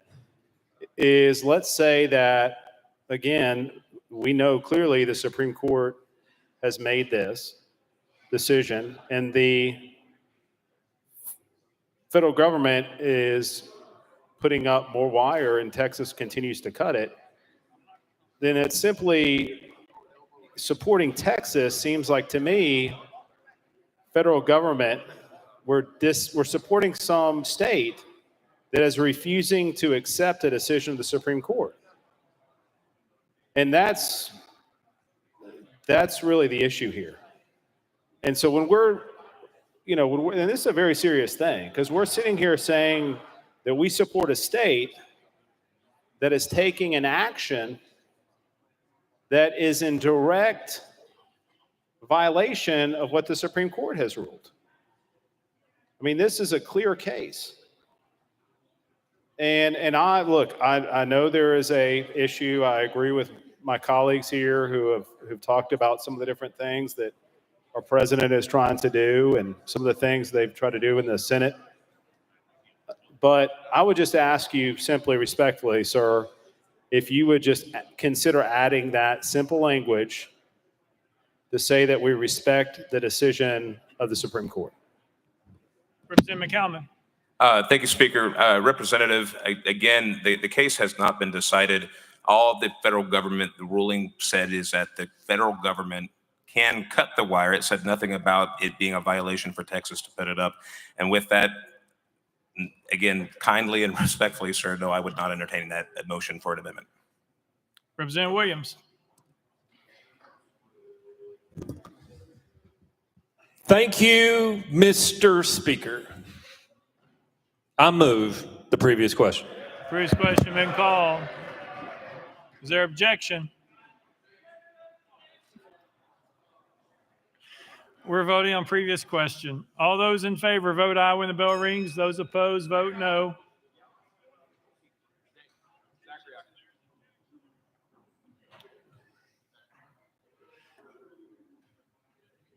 Mr. Clerk, please take the vote.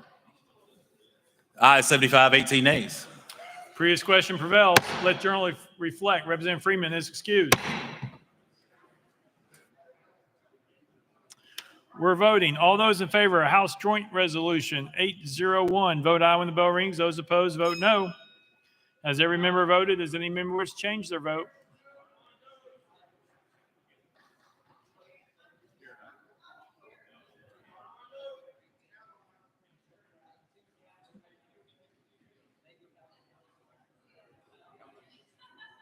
Yeah.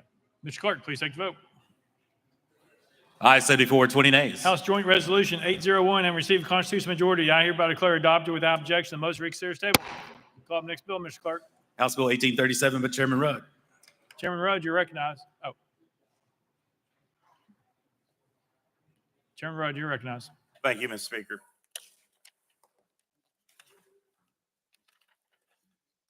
I say, Mr. Speaker, thank you. I move passes on HB 1837 on third and final consideration. Chairman Rudd moves passes. Probably seconded. Mr. Clerk, call First Amendment. House Education Administration Committee Amendment number 1. Chairman White, you're recognized. Thank you, Mr. Speaker. I move to adopt and defer to the sponsor for explanation. Chairman White moves adoption of Committee Amendment number 1. Probably seconded. Any discussion on the amendment? Seeing none. All those in favor of Committee Amendment number 1 say aye, aye. All those opposed say no. The ayes have it. You adopted. Next amendment, Mr. Clerk. Mr. Speaker, no further amendments. Chairman Rudd, you're recognized. Thank you. This is a simple bill. It's to protect college students from data mining. One of the big problems is that a lot of universities, not all, but they hired third-party non-governmental agencies to input student data and all their personal information. And those third-party organizations, well, unbeknownst to the universities, has been selling student information. That's why students, when they move into their dorms and when they register, are bombarded with sales papers. This would simply state that any third-party organization the university hires must first sign an agreement not to share students' personal information other than with the university or its original intent. It does not prevent the university from sharing it. Only a third-party non-governmental agency hired to input student data. With that, Mr. Speaker, I renew my motion. Chairman Rudd renews his motion. Any discussion on the bill? Representative Boyd, you're recognized. Thank you, Mr. Speaker. I move previous question. Previous question been called. Is there objection? There's objection. We're on previous question. All those in favor of previous question, vote aye when the bell rings. Those opposed, vote no. Has every member voted? Does any member wish to change their vote? Mr. Clerk, please take the vote. Ayes 77-13, one present, not voting. Previous question prevails. We're voting. All those in favor of House Bill 1837 as amended vote aye when the bell rings. Those opposed vote no. Has every member voted? Does any member wish to change their vote?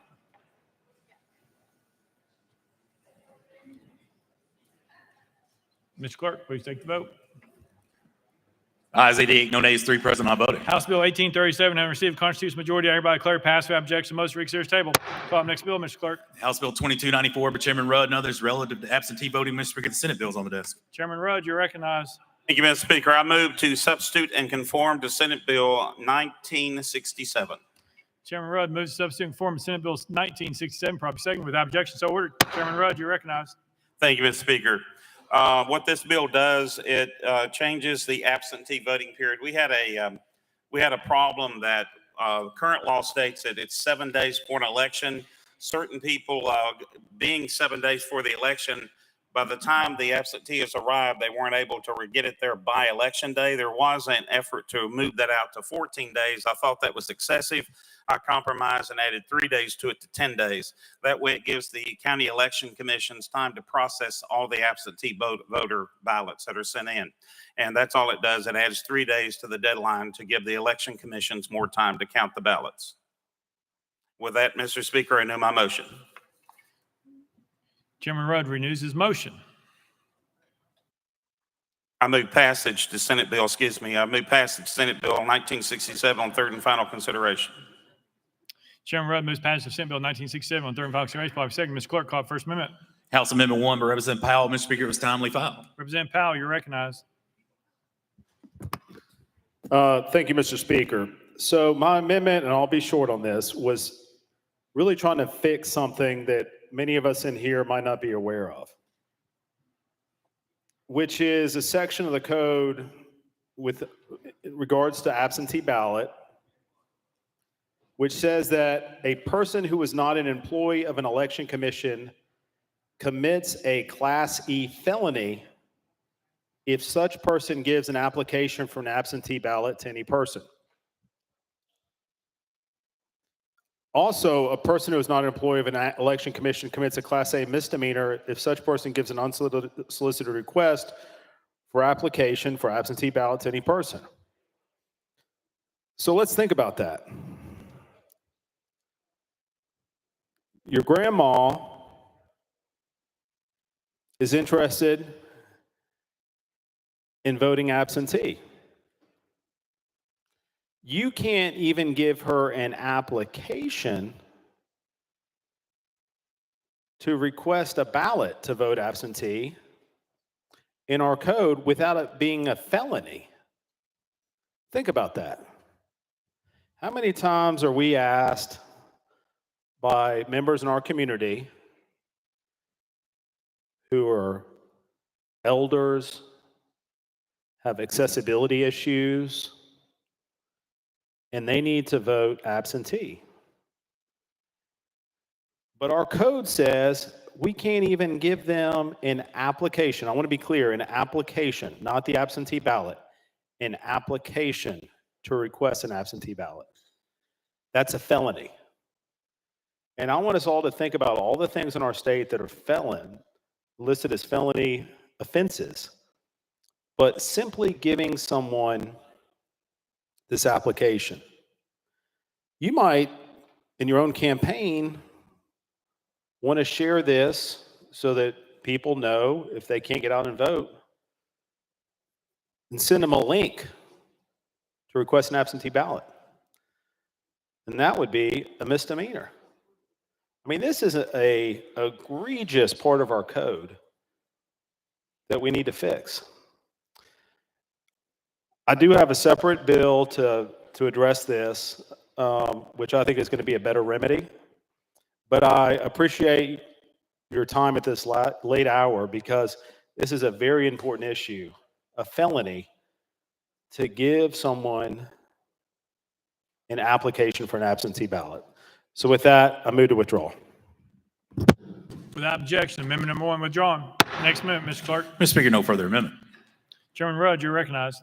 Thank you, and thank you to the amendment sponsor that is outside the scope of my bill. My bill only does not have the penalties or anything. It only extends the absentee ballot period from 7 days to 10 days to help the election commissions. That's all my bill does. With that, Mr. Speaker, I renew my motion. Chairman Rudd renews his motion. Any discussion on the bill? Representative Hardaway, you're recognized. Thank you, Speaker.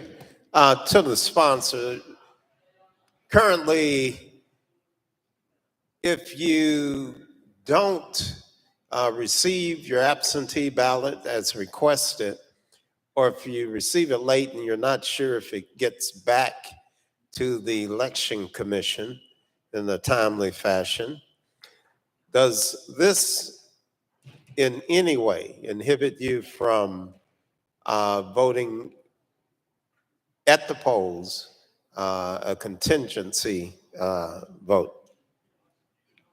Chairman Rudd, you're recognized. Well, anybody can cast a vote on election day, and if there's a question in the system, of course, it's held back to be investigated on election night to see if it counts. That's true for any circumstance. If somebody's requested an absentee ballot, but they have never mailed it back in, and to my knowledge, they can vote on election day. If an absentee ballot were to show up later after they voted on election day, there would be an issue. Representative Hardaway. Sorry. At that, excuse me, Mr. Speaker, at that point, usually during the certification period, the election commission, if there's some type of conflict or something they're suspecting, they usually contact the voter to see what the circumstance is. Representative Hardaway. Thank you. And this in no way impairs the ability of the local county election commission to treat these late votes and the contingency ballots in whatever manner, shape, or form that they have been treating them to date. Chairman Rudd. No, the only thing this bill does, it's a very, very short, simple bill. Currently on state law, absentee ballots must be returned 7 days before, must be now 7 days for the election. This simply extends it 3 days to give those election commissions a little bit more time to count those ballots. It also extends the time out so that people would have to mail them back those 3 days. So it gives it more time to arrive at the election commission. If anything, it helps people vote and it secures a little bit more time for their ballots to be counted. Representative Hardaway. Thank you. Thank you, sponsor.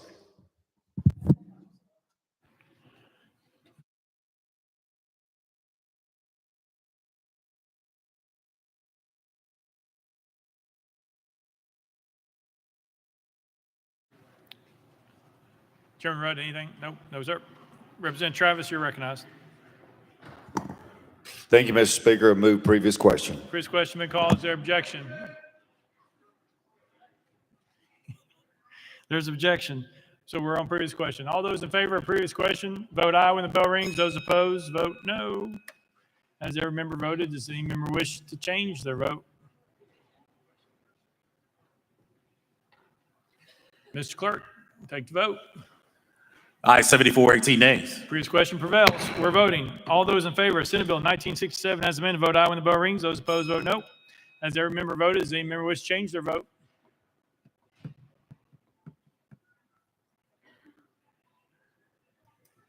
Mr. Clerk, please take the vote. Aye, 75, 17 nays, one present not voting. Senate Bill 1967 having received a constitutional majority, I hereby declare pass without objection. The motion to reconsider is tabled. Leader Lambert, you're recognized for what purpose? Thank you, Mr. Speaker. I make a motion to take up item number 18 by the same sponsor. Proper motion, proper second. Any objection? Without objection, so ordered. Call the next bill, Mr. Clerk. Mr. Speaker, that brings the body to item 18, House Bill 1897 by Chairman Rudd and others relative to election officials. Mr. Speaker, was previously considered and reset for today's regular calendar. Chairman Rudd, you're recognized. Thank you, Mr. Speaker. I move passage of HB 1897 on third and final consideration.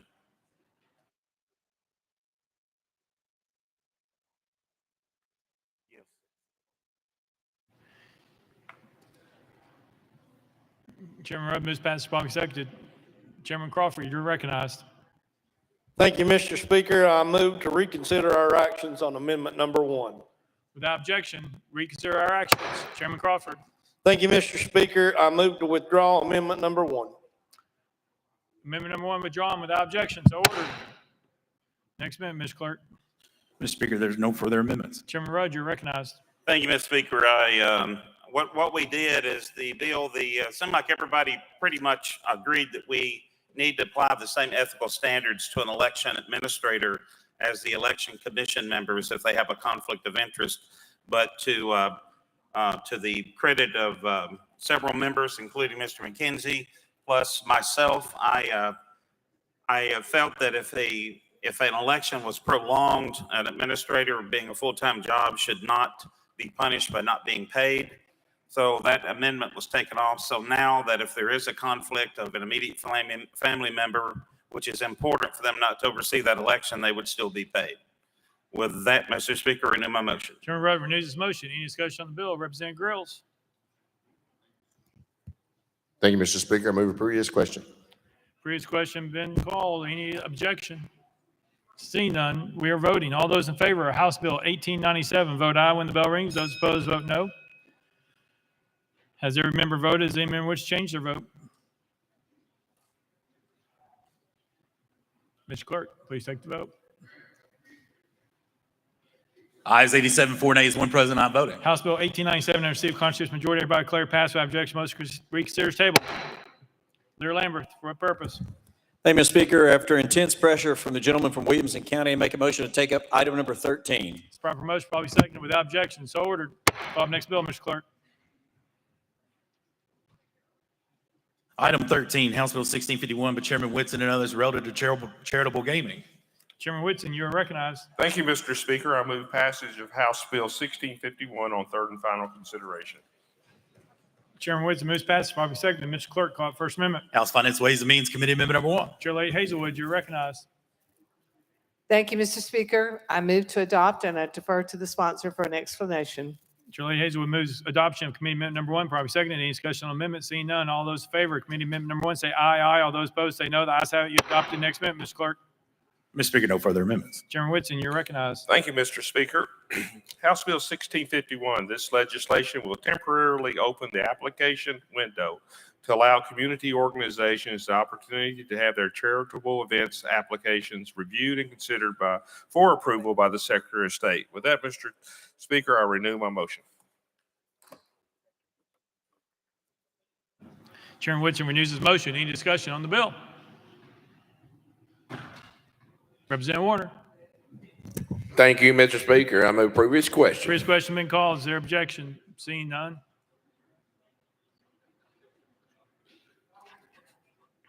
All those in favor of House Bill 1651 as amended, vote aye when the bell rings. Those opposed, vote no. Has every member voted? Does any member wish to change their vote?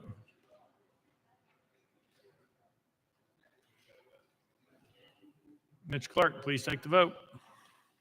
Ayes 89, 2 nays, 2 present, not voting. House Bill 1651 and received constitutional majority. Everybody declare passed without objection. Motion reconsiders table. Leader Lambert, for what purpose? Thank you, Mr. Speaker. Make a motion to move all remaining items on today's regular calendar to Thursday's regular calendar. It's proper motion, probably second. Any objection? Without objection, roll to Thursday. Call up next bill, Mr. Clerk. Mr. Speaker, that completes the regular calendar, but the House does have a message calendar. Call up next message, Mr. Clerk. House Bill 1648 by Representative McCalman relative to motor vehicles. Representative McCalman at your desk. Is that right? You come to, if you want to roll it, you can stay there. If you want to pass it, we can come right here. Mr. Speaker, on February 12, 2024, the Senate substituted House Bill 1648 for Senate Bill 1730, adopted Amendment 1, passed House Bill 1648 as amended. Representative McCalman, you're recognized. Thank you, Mr. Speaker. New guy moment. Members, this amendment is simply a cleanup to keep Section 1, E1 and Section 1 consistent with the rest of the language in the bill. And with that, I move to concur in Senate Amendment number 1. Representative McCalman moves to concur in Senate Amendment number 1, probably second. Any discussion on the amendment? Seeing none, any objection to the question? Seeing none, we're voting. All those in favor of Senate Amendment number 1, vote aye when the bell rings. Those opposed, vote no. Has every member voted? Does any member wish to change their vote?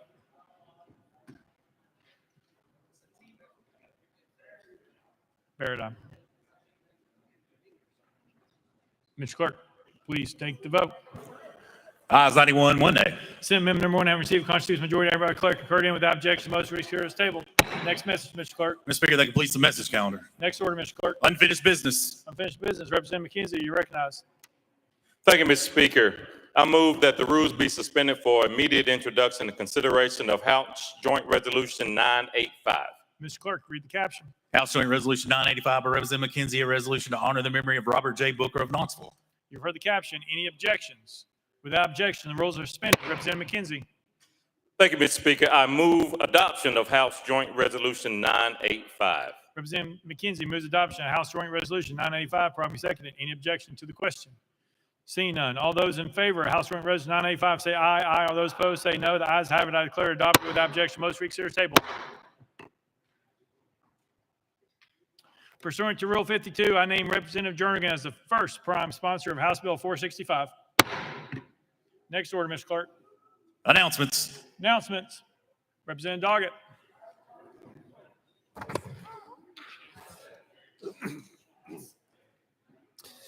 Thank you, Mr. Speaker.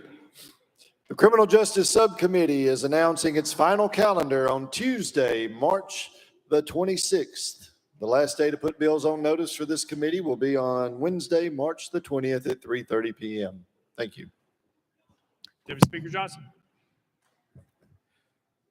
Thank you, Mr. Speaker. On this Wednesday, from 8 until 9 o'clock, NCSL, which I know we have members on both sides of the aisle that are members, they will have coffee and donuts in conference room 5C. So come and get your sugar up. Chairman Howell, you recognize. Thank you, Mr. Speaker. All members of the House Full Transportation Committee, after consultation with the clerk, you'll be happy to know we're not meeting at 8 a.m. in the morning. We're meeting at 8:30. We have a very short calendar. Thank you, Mr. Speaker. Thank you. Chairman Terry. Thank you, Mr. Speaker. The Tennessee Department of Health will be doing their budget presentation this Wednesday in the Full Health Committee. Look to see our members there. Chairman Boyd. Thank you, Mr. Speaker. Members of the House Business and Utility Subcommittee will begin hearing its final calendar on Tuesday, March the 12th. That makes the deadline to place bills on notice for this final calendar at 3:30 p.m. on Wednesday, March 6th. Thank you, Mr. Speaker. Chairman Williams. Thank you, Mr. Speaker. On Wednesday, members, the Tennessee Nonprofit Network will have its Day on the Hill. This will include over 100 attendees from nonprofits all across the state. They are the first statewide nonprofit association in Tennessee, and we launched it last year. Hope you'll make your offices welcome to these groups. Chairman Hurt. Thank you, Mr. Speaker. The Corrections Subcommittee will set our final calendar to be heard on Tuesday, March 12th. Any bills to be considered for this year should be put on notice by Wednesday, March 6th at 3:30 p.m. Representative Pearson. Thank you, Speaker. Tomorrow, several organizations coming from District 86 and around our state are going to be here advocating for gun safety legislation. And so I want to encourage everybody to open your doors and to talk to folks to learn about the issues that are impacting our communities and obviously impacting our children the most with this epidemic. And so tomorrow is going to be Gun Safety Advocacy Day on the Hill. And so please meet with folks, listen to their stories so that it hopefully will encourage you and embolden you to take meaningful action. Next order, Mr. Clerk. Well, roll call. Roll call.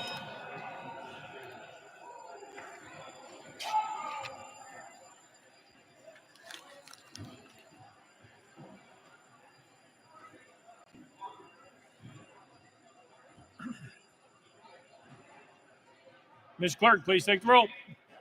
Mr. Speaker, 88 members present. Next order, Mr. Clerk. Back to release the regular order, Mr. Speaker. Leader Cochran, you're recognized. Thank you, Mr. Speaker. I move the House standard recess until 9 a.m. on Thursday, February 29th, 2024. Without objection, the House stands recess till 9 a.m. on Thursday, February 29th, 2024.